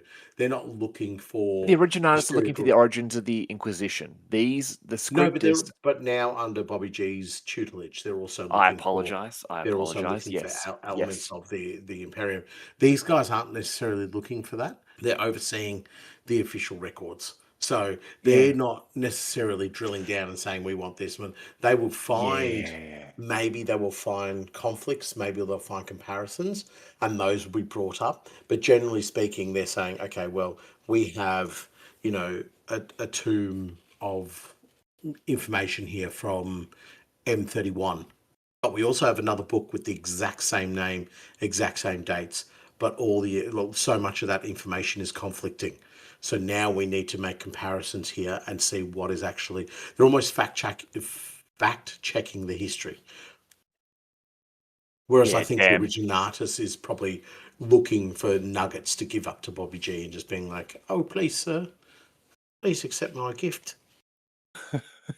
That's what all the Um. originatus sound like. Yeah. No. No. I actually, you're absolutely right. I I know. think I they would. generally I am. think where they would have Most of the time I those. am. Like if I was to pin down the amount of times that I'm right, I would be doing a lot of pinning. You would call me a dressmaker because I'm right all the time, mostly on this podcast. Is that what you're trying to say? Hello, you're doing that It's quality content of radio yeah. silence again. Yeah. It's just. I just had a Well, really quick moment of like questioning what I'm doing with my life. Yeah, okay, cool. So that is the auto scriptus. Why don't you jump on to the next one there? the Ordo Senatorum. Guess what? One thing that you can tell me about this auto straight away. Do it. It's a quick and easy one. That if they really wanted to be, they could do the Emperor Palpatine, I am the Senate speech and probably be very, very cool about it. Boo! No, they're minor Ordos. Just get the low hanging fruit, mate. Founded in M33, its purpose is unknown, although it might oversee. Although it might. Thank you very much. Although it might oversee the activities of the Senatorum Imperialis. Sorry. It's the Imperialis. So the Senatorum Imperialis, also known No, as it's not. the It says Oh, it is Imperialis. Okay. Senatorum Imperialis. I should know that. I play a lot of Legions Imperialis. You really should. Yeah. They're also known as the Lords Temporal, Martial, and Ecclesiacal of the most divine and righteous Imperium of mankind, and they're collectively known as the High Lords of Terror. Yes. So this is the group who oversee the High Lords of Terror. Because of their very important job, I'm assuming there's 2 apprentices that are doing the entire thing. But let's caveat this whole discussion we're going to have about them. It says they might oversee. Yeah, they might. So to say that it's 2, like a first year and a second year, and the second year just bullies the other first year Inquisitor, that Yep. makes total sense. Because like, what are we doing, bro? What's our job today? Hey, I've been here longer. I know where the good pie shop is. I'm in charge. I'm in charge. I'm the boss, right? Shush. And then you just see him scrabbling around his own reports and papers, just be like, what are we doing? I don't want to What go are we approach the doing High Lords of today? Terror. I don't want to speak to them. They yell and they throw like wrenches, and they make me go get like buckets of gas and indicator fluid and stuff, and it's just it's ridiculous. They get like I spent 3 years looking for a left-handed screwdriver. They can get stuffed. Yeah. I'm not going near them. And honestly, that would work because the Fabricated General of the Adeptus Mechanicus is literally one of the High Lords of Terror. And I can imagine him screwing with an Apprentice Inquisitor, being like, go and get me the fleshy servitor. Yeah. He's like, I don't, okay. And he just walks out and he's just asking people, have you seen the fleshy servitor? And they're like, what is wrong with you? What are Nobody loves to you, help. what? Just sitting there having to catch the sparks from the grinder. It's like, Yep. are you sure this is part of what? Absolutely, 100%. We can't waste those. Hold Yeah, on to them in that big bucket. you can just imagine like the Grand Provost Marshal of the Adeptus Arbites gets me. It's like, apprentice, come over here. He comes over and he goes, a very important mission for you. It's essential to the ongoing security and safety of the Imperium. Can I trust you with this mission? He's like, yes, yes, Grand Provost Marshal. Of course you can. How can I serve? He goes, I need you to find the Grand Master of the Officio Assassinorum. And I need you to call him a dickface. This guy, this apprentice is just like, please no. It sounds real. No. It's a joke. He will get it. Trust me. We've Yeah. been doing this for decades. He will think this is so funny. Now go get him. Like, okay.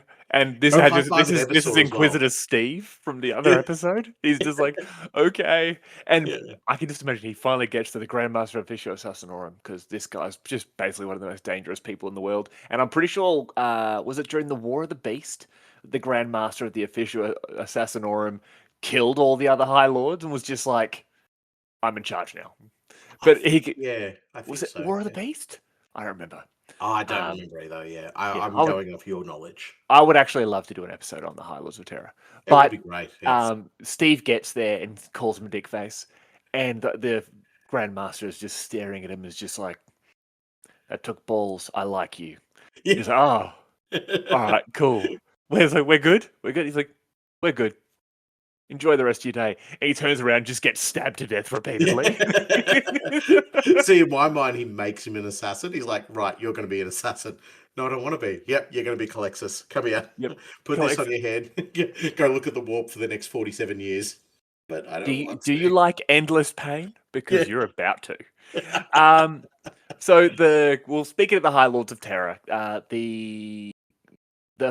are, I believe it's 12 positions, and 9 of which are permanently occupied by the following: the Master of the Administratum, the Inquisitorial Representative, the Ecclesiarch of the Adeptus Ministorum, the Fabricated General of the Adeptus Mechanicus, the Grand Provost Marshal of the Adeptus Arbites, Arbos, the Paternoval Envoy of the Navis Nobilite, the Master of the Astronomicon, the Grand Master of the Officio Assassinorum, and the Master of the Adeptus Astra Telepathica. The last 3 positions being filled by 3 of the following: the Lord Commander of Segmentum Solar, the Lord Commander Militant of the Imperial Guard, at least one Cardinal of the Holy Synod of Terror, the Abbess of the Adeptus Sororitas, the Captain General of the Adeptus Custodes, the Chancellor of the Estate Imperium, the Speaker for the Chartist Captains, and the Lord High Admiral of the Imperial Navy. And this whole thing is actually kept obviously in place by the Lord Commander of the Imperium, Bobby G. So, can you imagine being one of those two who were basically told, hey, make sure these 12 or so people, who just happen to be 12 of the most powerful people Mm. in the entirety of the Imperium, and at least one of them is definitely your boss. All right? Go make sure they don't screw around. Yeah, go No, no, oversee their thank you. activities. Go make No. sure just like you just lean it over Bobby G's shoulder, just say, "What are you signing there? You missed it. You didn't cross that T. You should." It's like, I want. Yep. I'm not even going to turn to face whoever is talking, but I want him gone, and I want every record of him gone. He just raises his eyebrow slowly, and as the eyebrow raises, there's just an Ultramarines veteran raising a bolt rifle, and it's Exactly. just like it's resting against the Inquisitor's head, and It's he's just like, "I am going to leave now," and Bobby's eyebrow starts coming back down, and the bolt rifle comes down. Like, And then just the one last jeez. moment just slaps him on the back of the shoulder pad saying, "You're doing a good job though." And just like vanishes in a fusillade bolt of fire. Oh, They're Steve. definitely apprentice inquisitors. There's no two Yes, ways about yes. it. And they're the apprentices that all the other autos don't like. They're just like, oh, this guy is so annoying. Oh, he doesn't get to sight early. He just like he's always having long smokos. Send him to the Senatorum. Oh, great. Why didn't I No, think of that? that I've recently heard they is lost somebody. genius. Yeah. Yeah. Did I hear someone touched Bobby G. No one is that dumb. It was Inquisitor Steve. Yeah. You know he Oh yeah, survived yeah. that. Yeah. He's mostly metal now. Yeah, apparently he found a fleshy servitor for the Fabricator General, and he gave him the coolest upgrades. Yeah, Like, exactly. And so he just bullies more of the apprentices, even if they're not part of the senatorium. It's like, look at me. That's how long I've been in the job for, mate. I got compo on every part of my body except for this sliver of my right ear. Right. yeah, Anyway, Jesus. uh, So the Ordo auto. Senatorum, Yep. they're cool. Next up, the Ordo Sepulturum. I'm assuming this is an Ordo that represents the band Sepultura. Yes. Great Yes. band. So the Ordo Sepulturum is one of the smallest and more specialized within the Inquisition. It operates around the Eye of Terror and is dedicated to plagues that threaten the Imperium, such as the zombie plague and the obliterator virus. Even though occurrences of plague zombies have been recorded across the Imperium for millennia, the plague fleets of the Chaos Champion Typhus have increased the threat level posed by such a foe to the level where they are considered a serious danger to the Imperium. To herald Abaddon's 13th Black Crusades, incidents involving the zombie plague increased around the Cadian system dramatically. This brought the attention of the Inquisition with numerous Thorian agents in communication with each other. The rising number of such inquisitors that were investigating the plague resulted in the formation of the Ordo Sepulturum. Since the appearance of the Great Rift, the Ordo began to operate with diseases throughout all the galaxy. I was going to say, hanging around the Eye of Terror is a little bit harder now. Like, Yeah. it's a much bigger round trip. Exactly. It's more sort of if you're hanging out there, you've become or will become a traitor in some way, shape, or form. Um, Yes. but yeah, this is a relatively new Ordos then, because if they've Yes. only I guess the works they were doing were not new. They would have inquisitors who would have dedicated themselves to ensuring that the Imperium is not racked with plagues and pestilence and so forth. But to I guess formalize it and create them and have them come together, that's when the Sepulturum would have been, I guess, verified, Yeah, locked in place. And it's such an important thing as well because the plagues and the diseases that hit the Imperium could wipe out entire sectors, definitely wipe out entire planets.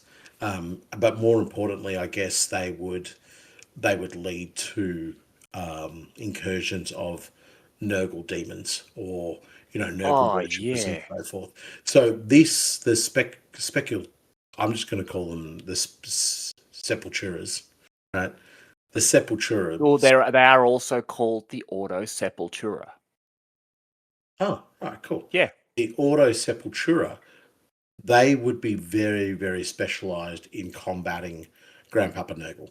So 100%. they would be, fire and antiviruses and, cyclonic torpedoes, all those kinds of things that would be rolling around, and they would be any sign of disease. I guess they would be completely ruthless with, and not ruthless in the sense of let's kill the person straight away, but we abduct that person or we take into custody that person or that group of persons and we begin to analyze the disease or the virus, whatever the case might be.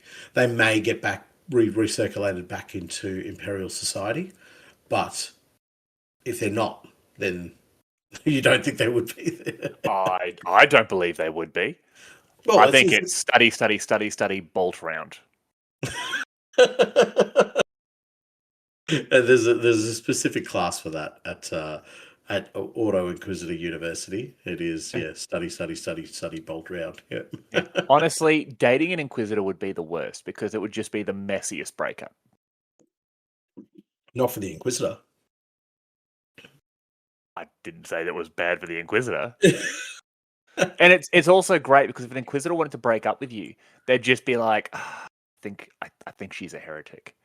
Well, all right, I'll send the Arbos. Yeah, Yeah. she's going to say a lot of stuff. She's also crazy. Yeah. They're basically the ultimate gaslighters. Yeah. Yeah. Oh, 100%. That's exactly what they would be. Even in this incidents with the Ordo Sepultura, it would 100% be like, okay, we've got 10 citizens here with the sniffles. Right, we'll round up 50 in the area, including those 10. And then we're going to make an assessment of them from there. Yeah. And then they would just tell them, no, you're all sick. You are all sick. Oh wow, that actually gets me thinking. Maybe they could manufacture a plague, So there's a bit of power there as well. Oh, There is a you bit of just went power. somewhere very cool with that. Yeah, there is power in the sense that they could say to a governor, there is a horrible zombie plague or one of Nurgle's most vicious plagues is about to hit your city and or your planet, and we've done our research. We think it's already hit, so we're going to cordon off this part of the city. Oh, but my tithe comes out of there. Well, not our problem, mate. Yeah, exactly. This is where you could, if you hark back to our Rogue Trader episode, where you can give warrants of trades to people based on merit and so forth. You could have them defeat the plague that the Ordo Sepultura set, and then they get issued a warrant of trade just to boot them off their own planet. Do you know what I mean? Or you go more direct and set up the plague on their planet, and then the planet becomes something that not necessarily uninhabitable, but becomes something that the Ordos could probably take control over, and then hand it off to, one of their benefactors. I see the Ordo Sepulturum working alongside the Ordo Xenos to tailor make plagues to unleash on Xenos populations. You are piquing my interest. Talk more. Like imagine that where they managed to capture and sort of isolate a strain of be it the zombie plague or even the obliterator virus. And we haven't even touched on the fact that they're also investigating the obliterator virus. Yeah, The true. merging Yeah. of machine, demon, and flesh, which Yeah. I have so many ideas for that. But they harness the diseases unleashed by the forces of Nurgle, and then alongside Magos biologists and the Ordo Xenos, tailor like convert that plague so it only affects, for example, the Eldar or the Tau or the Nikasar, whatever, and fire it onto a planet, Exterminatus style. The plague's unleashed, targets just that Xenos race, Mm. kills them, leaving the remaining planet completely free of not only Xenos taint, but it's free of disease that can affect humans. Yeah, yeah, And then the absolutely. humans can occupy. Or imagine turning this against the particular genome of a Tyranid hive fleet. Yeah. So Like, I think they oh, would do a similar role to what the Biologus would do. But yeah, I think where the Biologus is looking for ways to get humanity out of these troubles as well, that I think the Ordo Sepulturum would be using their powers for evil, as you just mentioned before, like turning this plague, but they would be dabbling in some very very dangerous territory as well. So I can imagine them having handlers and adjutants who are just waiting to pull the trigger. You know, yes. just they. So, you haven't seen it because you're a clown. Astartes. You probably Yes, would I have have. seen them. You've seen Astartes now. Yeah. Oh, when did you see Astartes? We're not talking about this episode. Oh, wow. Holy moly. I should have been there to watch it with you. I haven't Oh, seen it. of course. Right. You would have seen a meme of a Inquisitor getting his face punched in by an Astartes. And that's what I reckon you would have within the Sepulturum, is you would have not necessarily Astartes, but you would have Crusaders and warriors hanging about them who are just ready to drop the Inquisitor and any of the investigators who work alongside the Yeah. Inquisitor. And then everything gets burnt with Promethium and then sanctified and, scorch the ground. I can imagine also them having a Nurgling trapped in some sort of box who just Oh, yes. gibbers absolute nonsense at them, just like tells them about plagues and like they use it almost like a reverse canary. So when it sees a plague, it gets super excited, rather than running out of oxygen as a canary would. I'm also picturing them like force feeding it antibiotics to Yeah, see yeah, what works. it would be in a box that they could just pump in airborne, like as I say, antibiotics or airborne antiviruses and stuff like that, just to Yes. see what it does. Kind of like what Nurgle I think does to Isha. So just Yes, like that's feeds her right. He diseases. force feeds her. Yeah, force feeds her diseases just to see like how she would counteract them and what they would do to her and so forth. Um, So yeah, this Nurgling would just be this little familiar that they would use to see whether or not they're within proximity of a actual Nurgle plague or disease, or they're just in, there's just a local some sort of disease or some sort of virus. It's interesting though, whether or not they would look into more machine-based virus. I don't think they would actually. It would.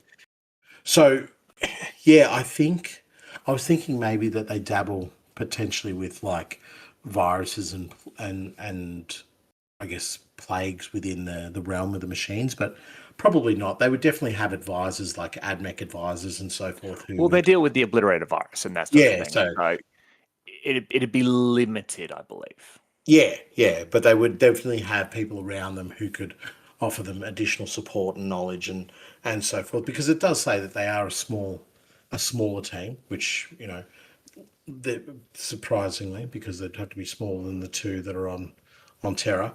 Mm. So yeah, I still think, yeah, okay, there's a obliterator virus, but they would be very very Nurgle centric, very very Nurgle focused. So if they come to a planet and the planet's lucky number is 7 or something like that, they're just like exterminatus. See you later. Just burn it down. Burn it down. It's already too much. Or if if they've got, if any of their meals are displayed with like just 3 items on a plate and they kind of look like a bit of a skull, they're like, see you later. They're done too. So yeah, I think these would be. I think there's not really any other specialized ones we talked about. These would be heavily specialized against fighting the cults of Nurgle, which is it would be Yes. a cool, Yes. really cool modeling idea as well, because you could really have them focus with lots of like ventilators and masks and flame weapons and not in that flame weapon of like burn the heretic sort of thing, but this is more like this is the most effective way to get rid of the viruses and the diseases and so forth. And lots of, I guess, sanctified weapons, lots of sanctified vials of whatever to ensure that they can destroy the remnants of the plagues. Well, I imagine they would have an incredibly close relationship with the Magos biologists, the autobiologists, but also the training of the doctors and like the Depta Sororitas who specifically deal with healthcare and stuff. Like Oh I yeah, imagine their war bands to be full of surgeons and doctors and wearing those big plague masks and you know I, like I Ordos Without Borders. Autos without borders. God damn, that is amazing. Yep, done, That's it. That's what done. their unofficial title is: Ordos Without Autos Borders. without borders. Ah, Yeah, no, I do see that. Like where we talked about one of the other autos having a lot of scribes and so forth in them. This would have a lot of Medicaid. You could almost imagine a space marine apothecary bouncing around with them as well, or a yes, space yes. marine biologist bouncing around them. That would be really really cool. Make up a really awesome retinue. We don't have too many more to go. Actually, I've got No, we're getting very close. yeah right. So we're going to jump onto the Ordo Sicarius. The Ordo Sicarius is a relatively recent department of the Inquisition created to monitor the Officio Assassinorum. This I'm sorry. this is Sorry. right up there with the Yep. please, like when you're getting a job assignment, like please no, please no, please no, please no, please no. Ah, damn it! I would have preferred to slap Bobby G on the bum and tell him he's doing a good job than Yep. do this. Like this is hellish. And then you get like the Eversaw assignment. You're like, no, no, no, no, no, no, no, no. Right. Following the Age of Apostasy led by Goj Van Dyer came the Wars of Vindication within the Office of Assassins itself. The Officio had become riddled with corruption and the Grand Master of Assassins brought to its knees in order to purge it. The Officio was reduced to ruins and needed full reorganisation.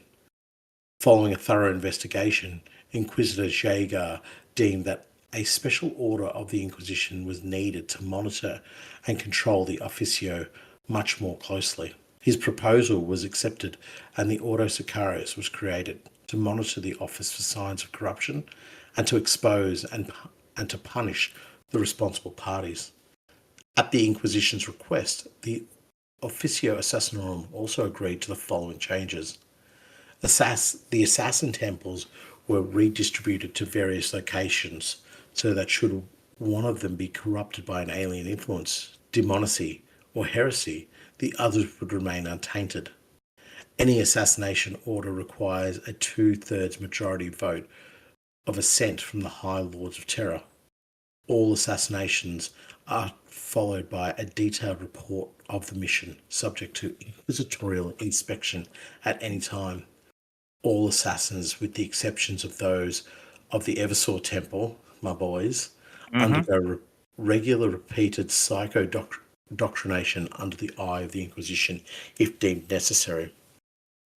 A major problem was that the Officio Assassinorum was, and obviously still is, a highly secretive organisation. To monitor it effectively, one is forced to work from within its confines and not from the outside. Therefore, inside the various temples are some agents of the Inquisition known as assassin inquisitors, which provide the needed information for the Ordo Sicarius. The assassin inquisitors were first created by Inquisitor Jaeger, who used their information to stop several plots initiated by elements of the Officio Assassinorum. This included 2 attempts to assassinate the High Lords of Terror and the attempt to assassinate the Radical Inquisitor, who had been dealing with the Orcs in the Lamania sector. So, what the one pickup from there is assassin inquisitors. These are, in my mind, have all the authority of an inquisitor. So they can go like make things happen, for use of a better term, but they also need to function as assassins. So you may have a Vindicare assassin who is also an Inquisitor, who goes off and does his inquisitorial duties whilst at the same time popping skulls from kilometres away. I can see how you came to that sort of mindset. I Yeah. personally don't see them as assassin inquisitors. I just think they are inquisitors who focus on the assassins. Um, I I wish they were assassin inquisitors. I believe they would have a lot of assassins working with them. Yeah. Um, but I can't imagine someone. It's not like in the Inquisition where you can jump from Ordo to Ordo. Uh, Mm. I can't imagine an assassin just being like, "Yeah, I am. I'm done with this whole Inquisition thing. I'm just gonna go kill people for money."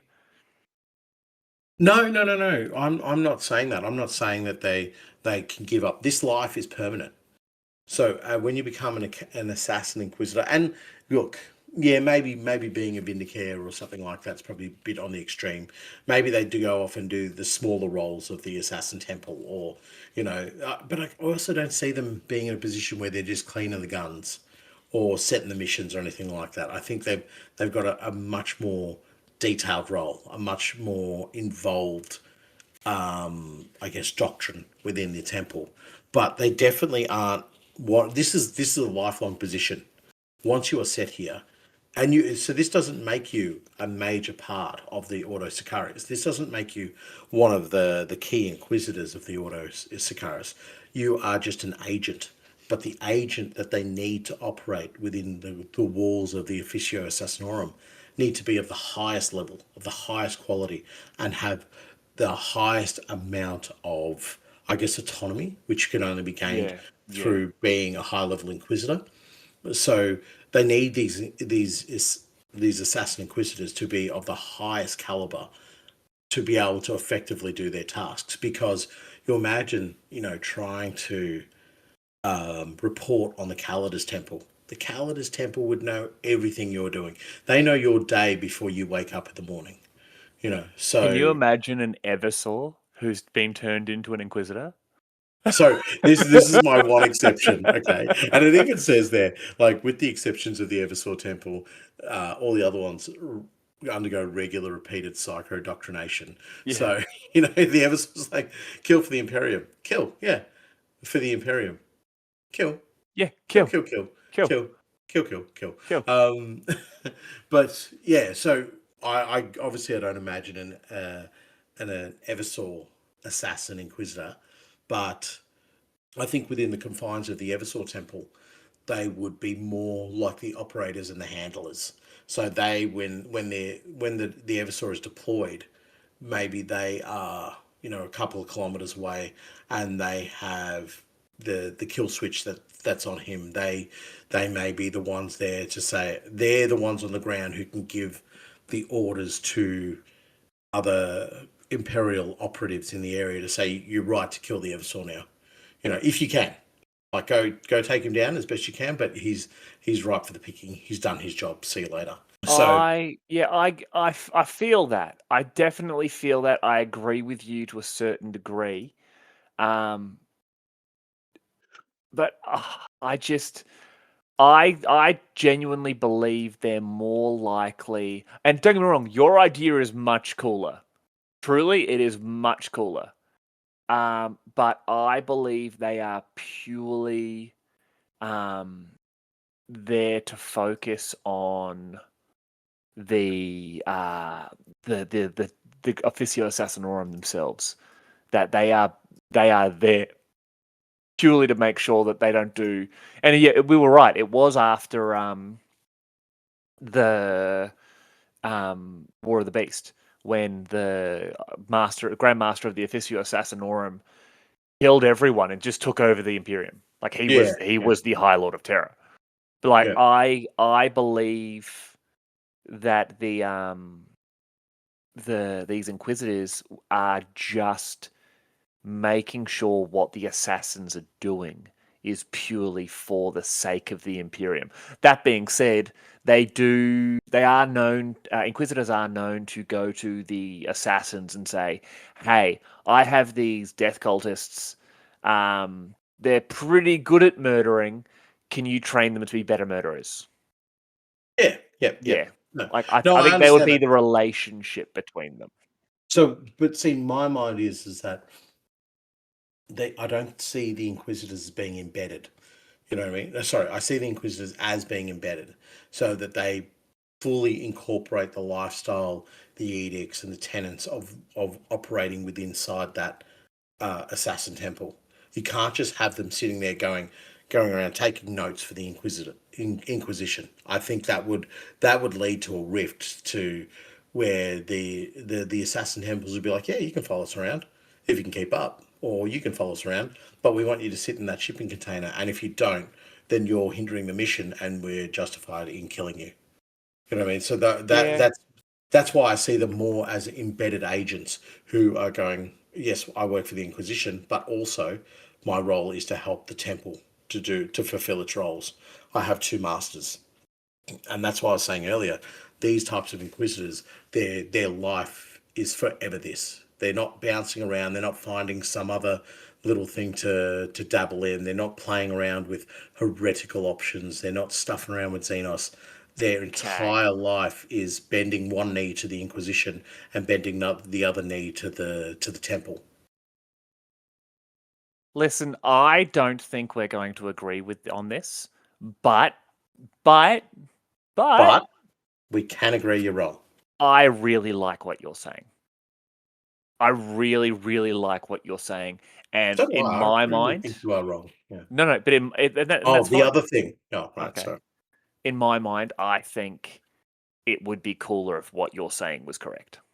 It is correct because what you're saying, and I'm not going to argue the point, but what you're saying, it puts the I'm not going to argue the Inquisitors. point, but here's my argument about the point. Yeah.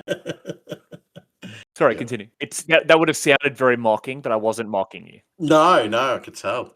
Um, so I think it would make the role of it would make the job of the Ordo Sicaris very, very difficult if they didn't try and work alongside the temples.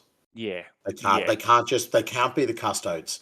They can't come in and just say, "Oi, step and heal," sort of thing. You know what I mean? Like what the custodes do to the Marines or the Astra Militarum or anybody else. They can't just come in and be like, "Yeah, you don't like us, bad luck, deal with it," because they don't. I don't think the assassin temples would look at themselves as having that little amount of authority. They would understand the role of the Inquisition within the realms of what they do, but I don't think they would give up that kind of authority that they know that they have, which is at any point we could kill the entire hierarchy of the Imperium. You know, yeah. as a No, you know collective. what? I agree. Yeah. I agree. I think that the ability to destroy the Imperium at that level, to kill Mm. the leadership of the Imperium, should only be doable by Bobby G. Bobby Mm. G and his select crew of just murderers, like Yeah. when Bobby G literally killed the High Lords of Terror Yeah. because he said they were useless. Yeah, there you go. And so the our two apprentice inquisitors, they would have heard about that. They would just high fived him for it. They'd be like, "Absolutely, boss!" Like we would have done it. We would have done it, but we're on Smoko, so yeah, Union says no. So yeah, Union said right. we can't work through Smoker boss. You know how it is. Hmm. Yeah. Okay. So what was it called? Was it called the ah, there was a particular name for it. It was the after the Indomitus Crusade. Yeah, he killed most of them. He just popped them. Who was it? The Grand Provost Marshal died. The Lord Commander Militant died. The Lord High Admiral died. Wow, the Uh, admin. All right. Okay. yeah, just a bunch of them. Just Yeah. so yeah, don't screw with Bobby G. All right, so the last one. on our list, Nathan.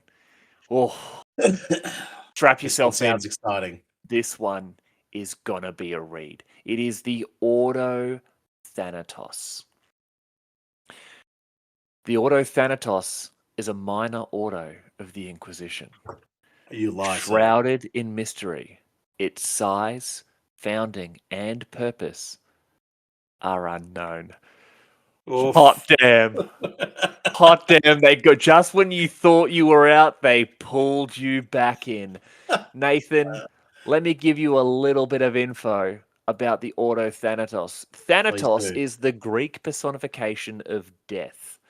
The Ordo Thanatos, going by the name scheme, must have something to do with death. I believe the Ordo Thanatos may in fact be an Ordo investigating resurrection and possibly Oh. be having been tasked with the mission of bringing the emperor back to life, which unfortunately would put them at odds with the Grey Knights, who we've now had confirmed their mysterious note says if the emperor wakes up, kill everyone. Yeah, that's So a real strange one, that, isn't it? yeah, That's like a hang on. Do the Grey Knights have this in there? Like when you look at numbers and when you look at personnel and so forth, and military capacity, can they go knocking on the door of the custodes and just be like, "Yeah, we're going to stomp face"? Because from face value, they don't. But there must be no, something that we're not told. I had this conversation with Pani, our librarian, and we were talking. I believe it was Pani, and we were talking about it, and she just goes, "Yeah." And I said, "Yeah, but like the you could just teleport in, like you could bypass the custodes completely and just teleport in because that's what one of the custodes did during one of the blood games." But no, they've stopped that. They've they've Yeah, okay. they've blocked it. They've got void shield um around the palace and that now. Yeah. But one of the big things is it's not like they're gonna just be able to go down there and go, "Hey, we've got to kill the emperor." Like you're gonna have to fight through 10,000 Mm. custodes. So Plus extras. plus the Plus Imperial all Fist, the. the phalanx is in orbit above the Imperial Palace.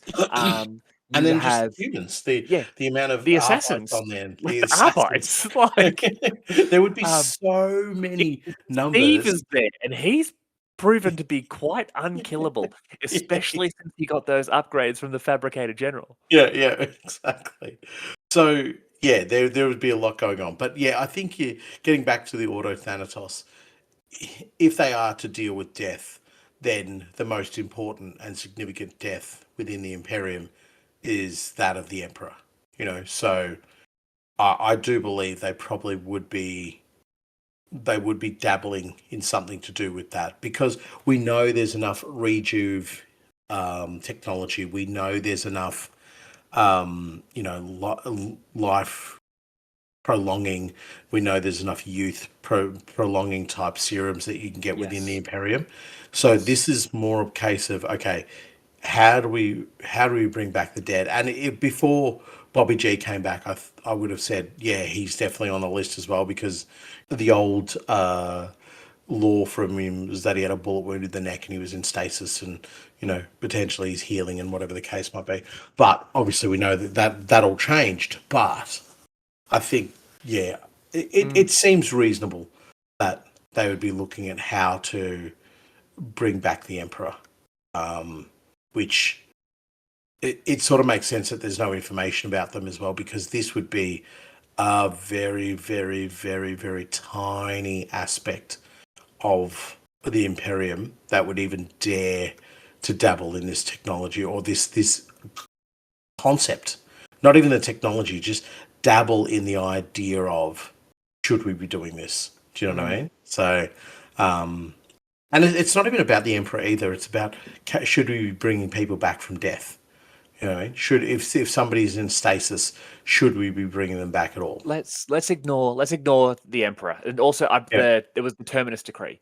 And I remember the Terminus Decree isn't about stopping the emperor from coming back to life; it's to stop him from leaving the Golden Throne. So they just want Oh, him sitting righto. there. He can be alive, but he has to sit there. But Yeah. okay, let's just say that the Thanatos are organizing to basically perfect resurrection. What's to say, and this is for a couple of I'm assuming a maximum of 5 listeners. What if Thanatos were doing this to bring back Ferrus Manus or Sanguinius Oh, that's good. Yeah. or I don't know, Malcador the Sigillite? Yeah. What if they were working on a way to bring a soul back from the Imperium and put it back into a physical body? Oh, now you're talking some really, really What if they're hairy, looking at scary stuff. what if Yeah. they're looking at bringing a soul back from the afterlife, Yeah. whatever it might be? What if Mm. they're talking about bringing a soul back from death, bringing back the strands that it would have been torn apart in the warp for Mm. however many years and Mm. bringing it back and allowing a resurrection to occur? Because we know there Mm. have been clones of Primarchs. Yeah, yeah. The Fulgrim clone that was the perfect Fulgrim clone that was created by Fabius Bile that now Mm. belongs to Trace and the Infinite. Yeah, yeah. We know the Horus clone, once again by Fabius Bile. It was a perfect copy of Horus, but it wasn't his soul. His soul Yeah. was removed from existence. What if using something like the Primarch project or the Primaris Marine or the heretical technology that Belisarius Cawl has created, what's to say he can't take some of that original DNA of Ferrus Mm. Manus or Sanguinius or the Night Haunter or whoever? What's to say he can't take that and using the technology and the abilities and the powers and the information from the Ordo Thanatos, put the soul of a deceased Primarch into a new body? What's to say he couldn't clone the Night Haunter and then say to the Night Lords, no, enough is enough. We have to focus ourselves on destroying chaos.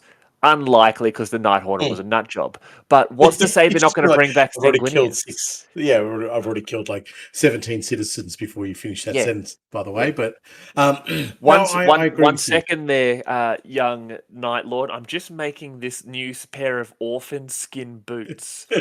Um, you can tell the skin is very supple because of the lack of parents.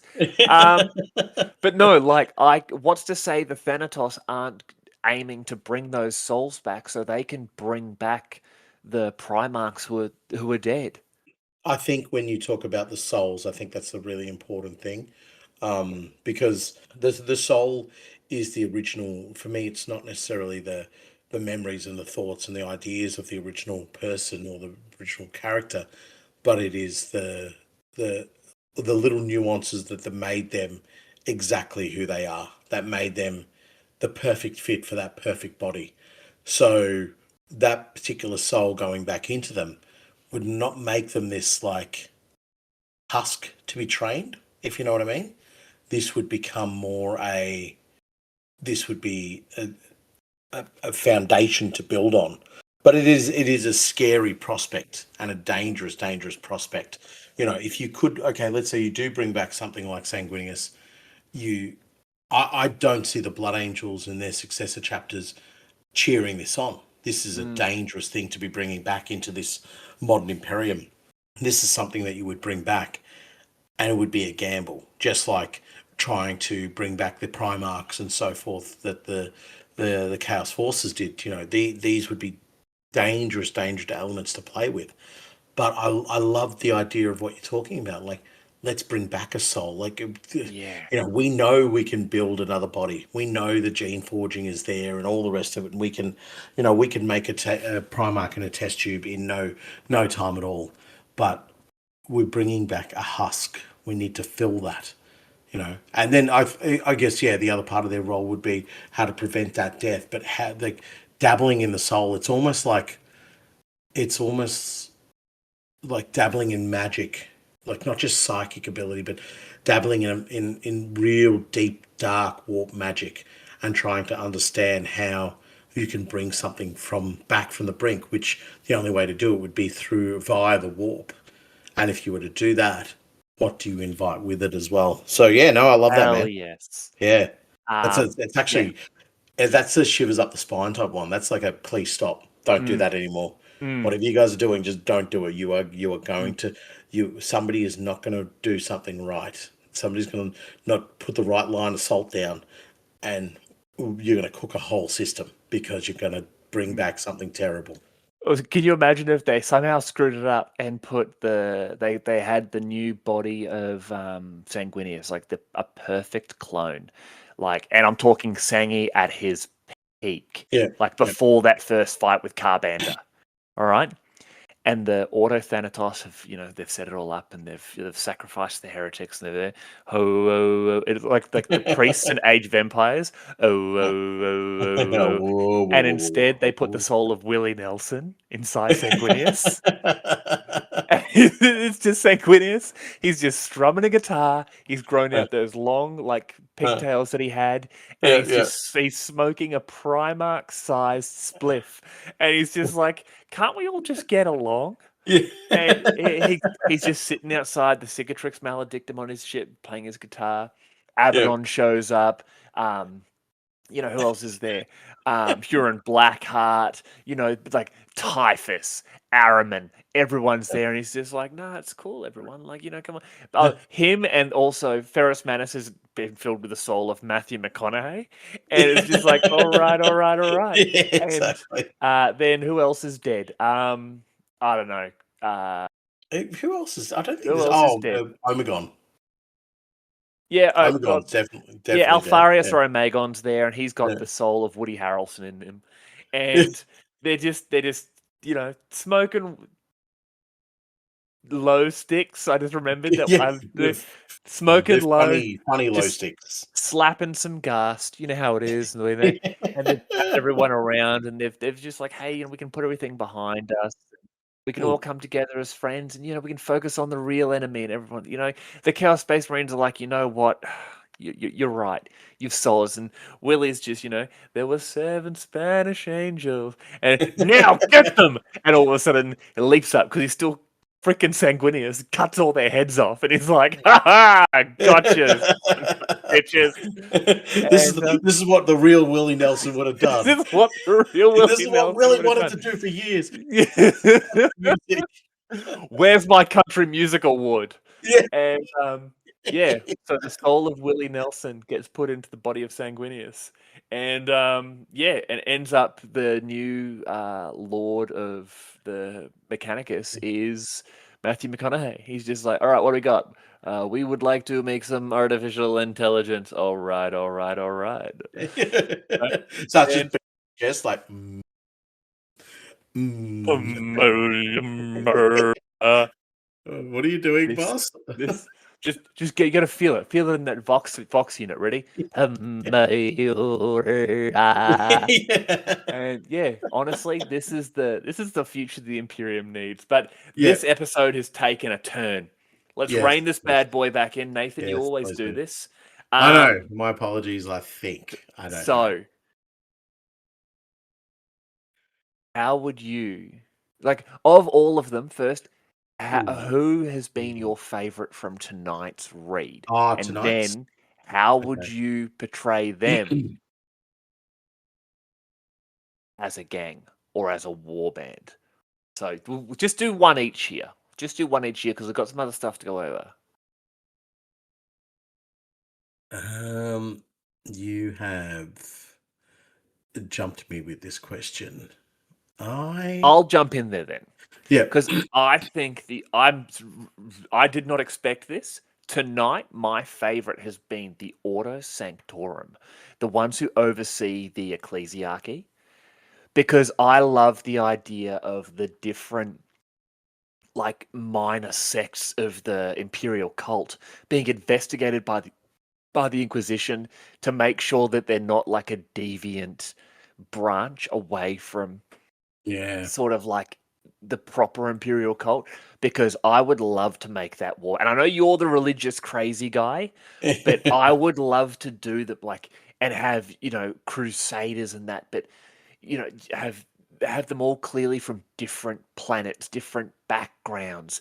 You'd Yeah. have your preachers. One of them would be like quite obviously of the Red Redemption from Necromunda, but then another guy would be very would remind me of uh like a Boston Catholic priest, where it's a very crisp, very well maintained clothing with the little collar, a very Yeah. Yep. nice haircut, Yeah. carrying his book, and he would be the quiet sermon type versus Yeah. the fire and brimstone of the Necromundan Red Redemptionist. Yeah. Like, Who's just like, use the flamer first, use the word second, sort yeah, of thing. but Yeah. they Yeah. they would both be fanatics in their own way. Yeah. You'd Yep. you'd build your crusaders up, like I said earlier, very similar to the warband from Liam Neeson's warband from Kingdom of Heaven, where you'd Yep. have like your Knight Templar, you'd have your civilized barbarians, you'd have your different sort of aspects there, but then you'd also have just a bloke carrying around 150 different sort of like what's the Bible called in the Imperium? It's the Oh, just wait. that's right, the Book of Lorgar. Yeah, Um that's it. Yeah, the Book of no, Lorga. it's there's a name for it. Come on, I've said it like 400 times. The Lakita Legio Divinatus. Divinatus. That's it. Yeah, Divinatus. we'll just call it Leticio Divinatus. Leticio. Divinatus. That's it. Leticio Leticio. Divinatus. Yeah. Yeah. We both mispronounced that 16 times just then. Yes. Yeah.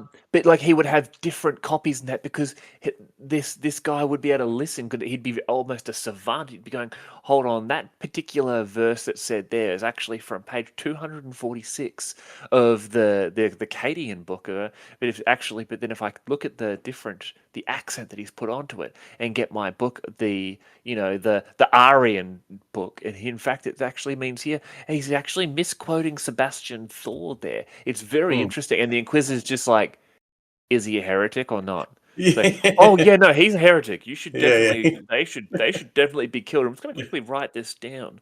Interesting. It's a very Yeah, interesting yeah, it's interpretation. taking notes. It's just like, stop taking those notes. You're dabbling in a field that I might have to shoot you. Like, But that's the yeah, thing, like they would effectively be committing heresy by yeah. writing down these heretical rantings from this particular preacher. But at the same time, it's like we can use this, and this will actually be an excellent way to teach the next sort of the I was about to interrogators say, yeah, of going through this. These are the things that we've noticed it sort of echoing across these different cults. Yeah, that would be a very cool inquisitorial warband I would I do, think so and too. I Yeah. would love to do that on Necromunda. Where Mm. can you imagine them infiltrating the corridor and then going out to meet with these different branches of the redemption and sort of Oh, go, I think they have a oh, place straight after the Arantians are installed. You would see this Ordos turn up oh because they'd be like, okay, yes, so what? There was a giant crusade of people that went right across Necromunda and committed atrocities in the name of religion. All right, let's find out what really happened here. You know what I mean? yep, yep. So they would definitely be there, and I think they would be there in numbers. You wouldn't just see a single Inquisitor be there. There would be loads of them, absolutely loads of them. Now, for me, I want to say, you might be able to help me here. The Ordo Sicaris, the Ordo Sepulturum, Yep. and the Ordo Obsoletus are my like three shortlisted. You Yeah. know, um, the Ordo Originatus was up there as well because I love my history, but Yep. Yep. I'm not choosing them for that. I'm not choosing them for just because I like a history book. The Ordo Obsolete. Do you know what? They're probably more the boring side of it, but the Ordo Sicarius would just be very, very cool. You know, Sicarius or the Sepulturum are really cool as well, just like Nurgle hunters.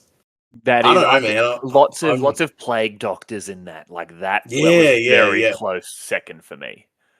No, I'll go the Ordo Sicarius, and because the image that I have of what we talked about, which we disagreed on, which is the principal Inquisitor would have a legion of acolytes below him. You know what I mean? Yep, yep, And that the acolytes would all work within the temple. So you would get an Inquisitor associated with at least one Inquisitor associated with each temple, and wherever that temple is placed on anywhere in the Imperium, they would get an Inquisitor assigned to them, and then they would get bodies who are embedded within that temple as well. And they would range from admin clerks to actual assassins to, mission operators to, managers to just whatever the needs of the temple. The Inquisitor would have some sort of structure in place to have an agent there, yep. and it's all just about feeding back the information. But the cool part for me of this is not just the feeding back of the information, but that they're always a hair's breadth away from pushing the go button, which is we need to take down the temple.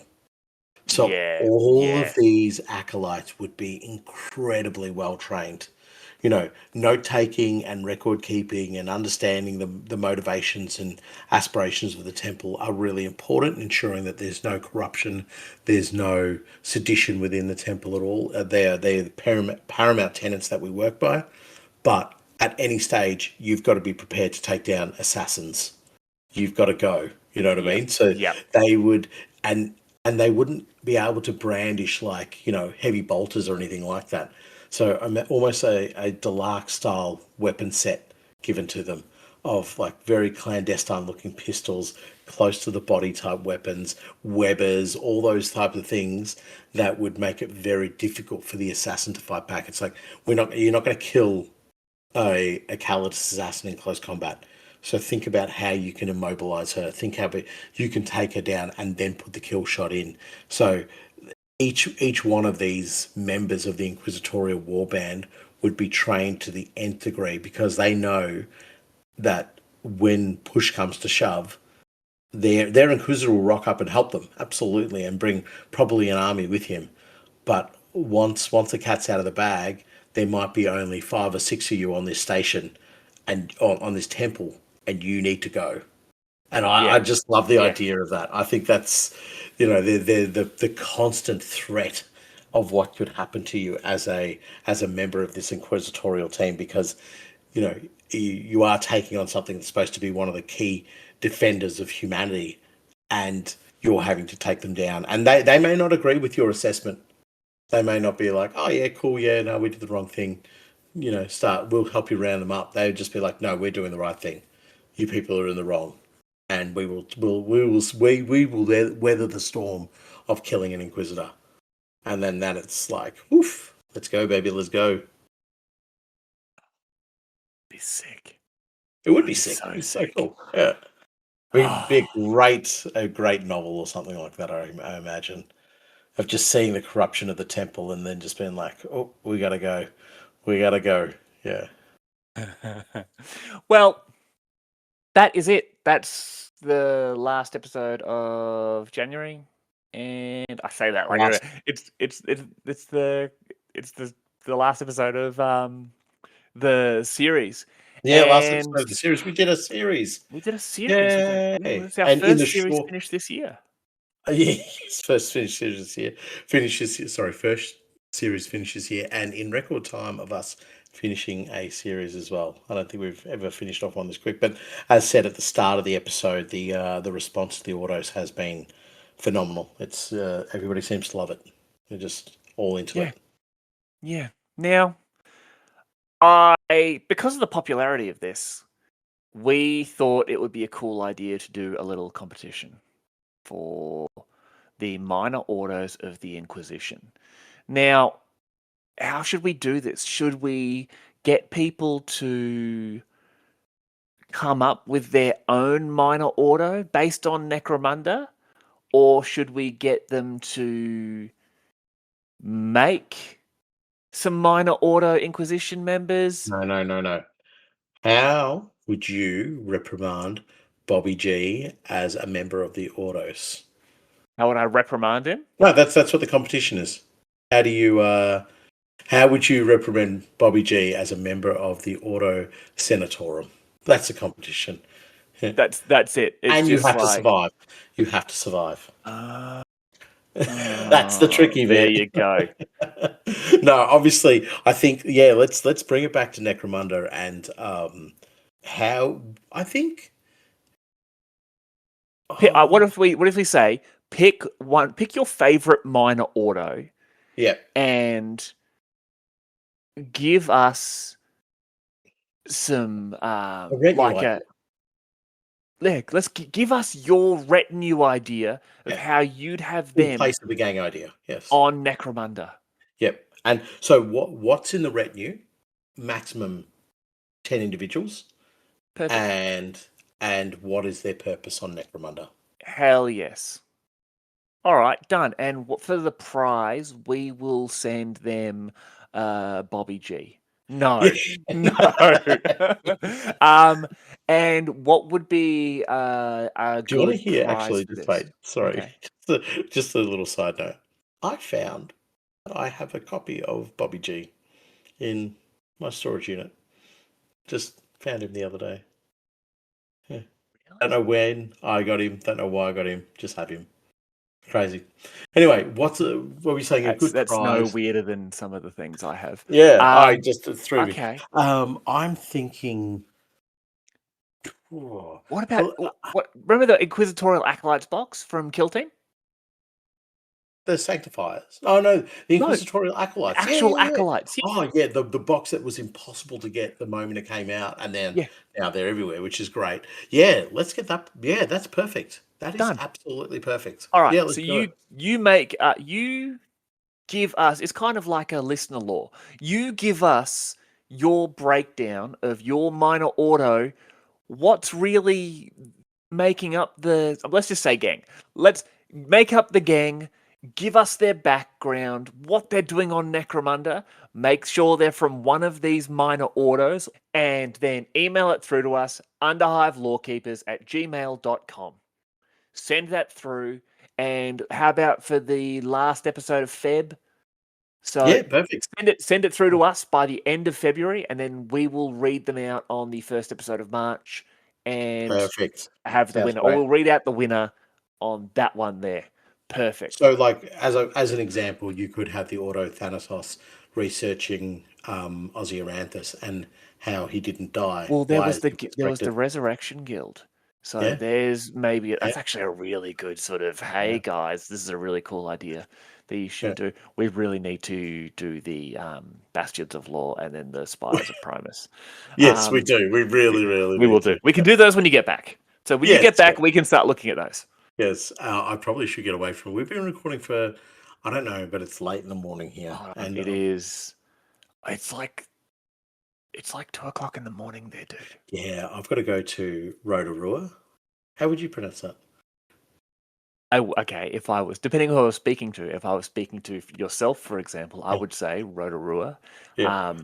If I was speaking to sort of a speaker of Te Reo Māori, I would say Rotorua. Oh, oh, right. So the second bit's made up. So just Rotorua. Okay, yeah, I've got to go to Rotorua 2 hours. You Yeah, cool. we spend 3 years talking about British IP, and all of a sudden you've gone all colonialist on Yeah, me. All right. Yeah, no, well done, mate. yeah, no Yeah, problem. you're going to Rotorua But tomorrow. Okay, cool. I am. That's Yeah, can't yeah. wait. If you see Now, any of my family, say hi. oh, I will. I will. Absolutely. I will look for all the other giant nerds around there. No, I'm the only nerd. Oh, okay. They are giant, but I am the only nerd. Anyway, have you got a quote? I gotta Uh, go. I gotta go. I'm gonna be murdered by my wife and probably my son. So, quote me. you really want one? I do. Okay. Let me quickly go through my little bit of quotes. Um,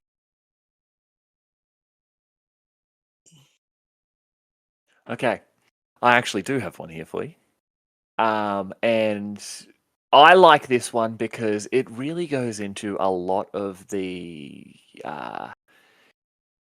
people know the Inquisition are, quote-unquote, the big bad, but there are just certain aspects to it that just show that they are probably one of the most messed up groups in the entirety of 40k, and that is saying something. Because I'm assuming there are, at least one Malal worshipper and a bunch of space Welsh. So here's the quote for you. This comes to us from Codex Demon Hunters, the 3rd edition, and also the Imperium Maledictum Inquisition Player's Guide. I carry with me an inquisitorial seal. It is a small, unassuming object contained in a neat box of Pluvian obsidian. It is a modest thing, relatively plain, adorned with a single motif and a simple motto.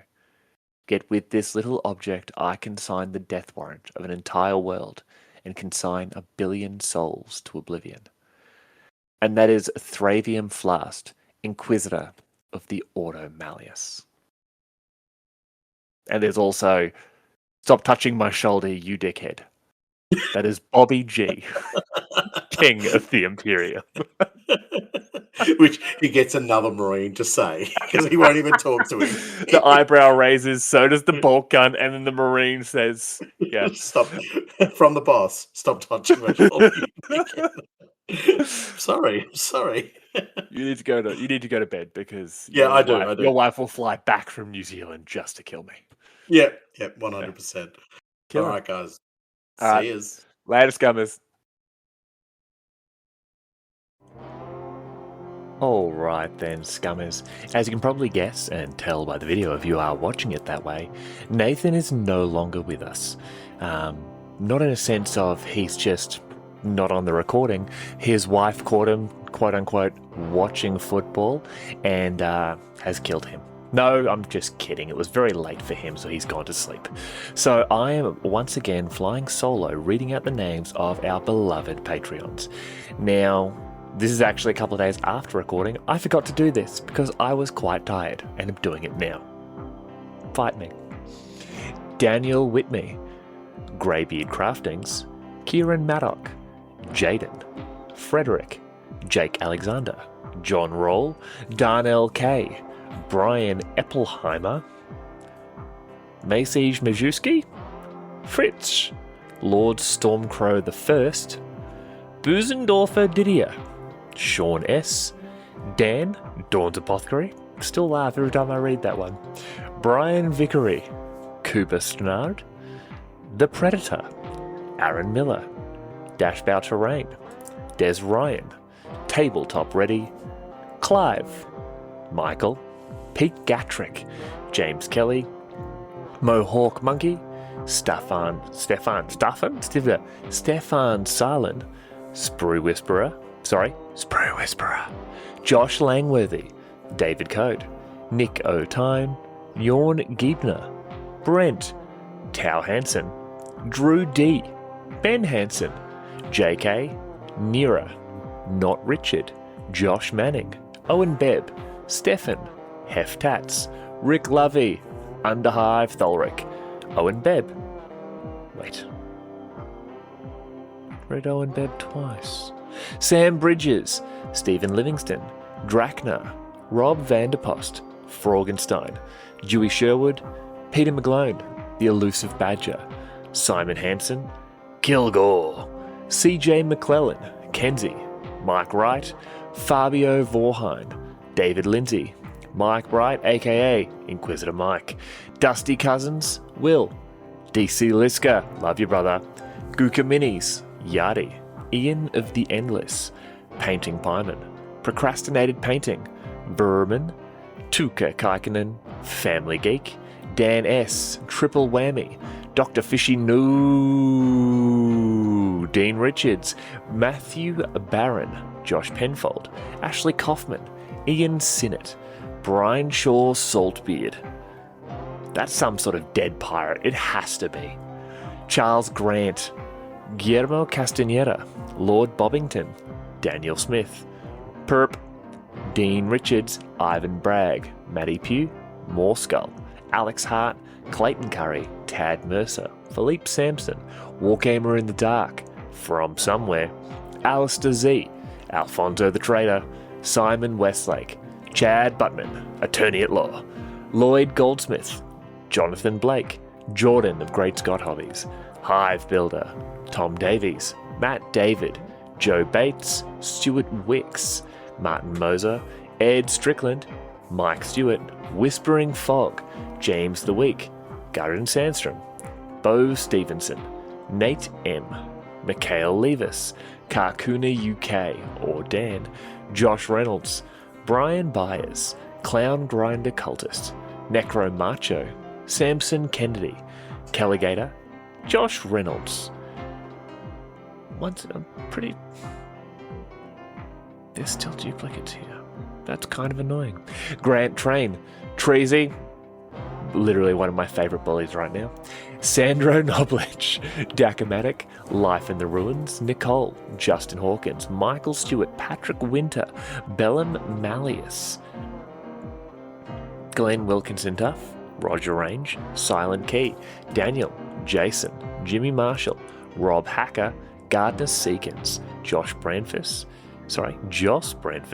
Scott N. Lahaney, Axel1313, Eamon Bow, Eric McKenzie, Boss Muppet, Tom Hoddle, Brad Gilliand, John Cochran, Sean Leary, Rob Knight, Joe Roberts, Craig Tuff, Jeremy, Kaylin Novak, James W, Vote for Pedro, Chris Vasiliades, Adeptus Aquinas, Damien B. Winterburn, Jeff Nelson, Christian Jantz, NetSurfer733, Alex, John Baisley, Brum, Sean, Dr. Toe, Ben Rayner, Lost Dog, Adam Kapczorowski, Three Ogres in a Trenchcoat, Paul Walsh, Jason Turner, Gabriel Campbell, 50 Shades of Nuln, Amelia Wig, Amelia Siv, Gilders Ford Radio, Cygnus Maximus, Damian Davis, Adam James Bruin, Adam Hicks, Danny Harrison, Chris Batty, Nick, Poseidon's Kiss, Jim Bob, Luke Dyson, Trent Duncan Jones, Genghis, Parney Mauser, Michael Brown, William Payne, the One Punch Orlock himself, aka Tom, Joe, Hive Scum Wonka, Pylon, Tim Harrison, Harry Bob, Sump Mariner, Morbid Progeny, Hive Market Minis, Jason Skleena, Alex the 108th, Morjar 477, Dave Grant, Alex Adams, Overlord Bleak, Alex Adams, not Alex Adams, Kieran Sweet, Barks, Ryan Taylor, Tired Ape, Hotshot Grot, David Sodden, Ben Davidson, Jesse Barton, Simon Bizarowski, Hobby Jedi, and William Young. For those of you whose names I mispronounced, get an easier to pronounce name. There's a bunch of people just named Matt. Just change your name to Matt. And if you're still listening and I didn't mispronounce your name, it's because I love you. Nathan loves you all more though. I wouldn't have recorded an episode on my holiday. Good night, Scummers.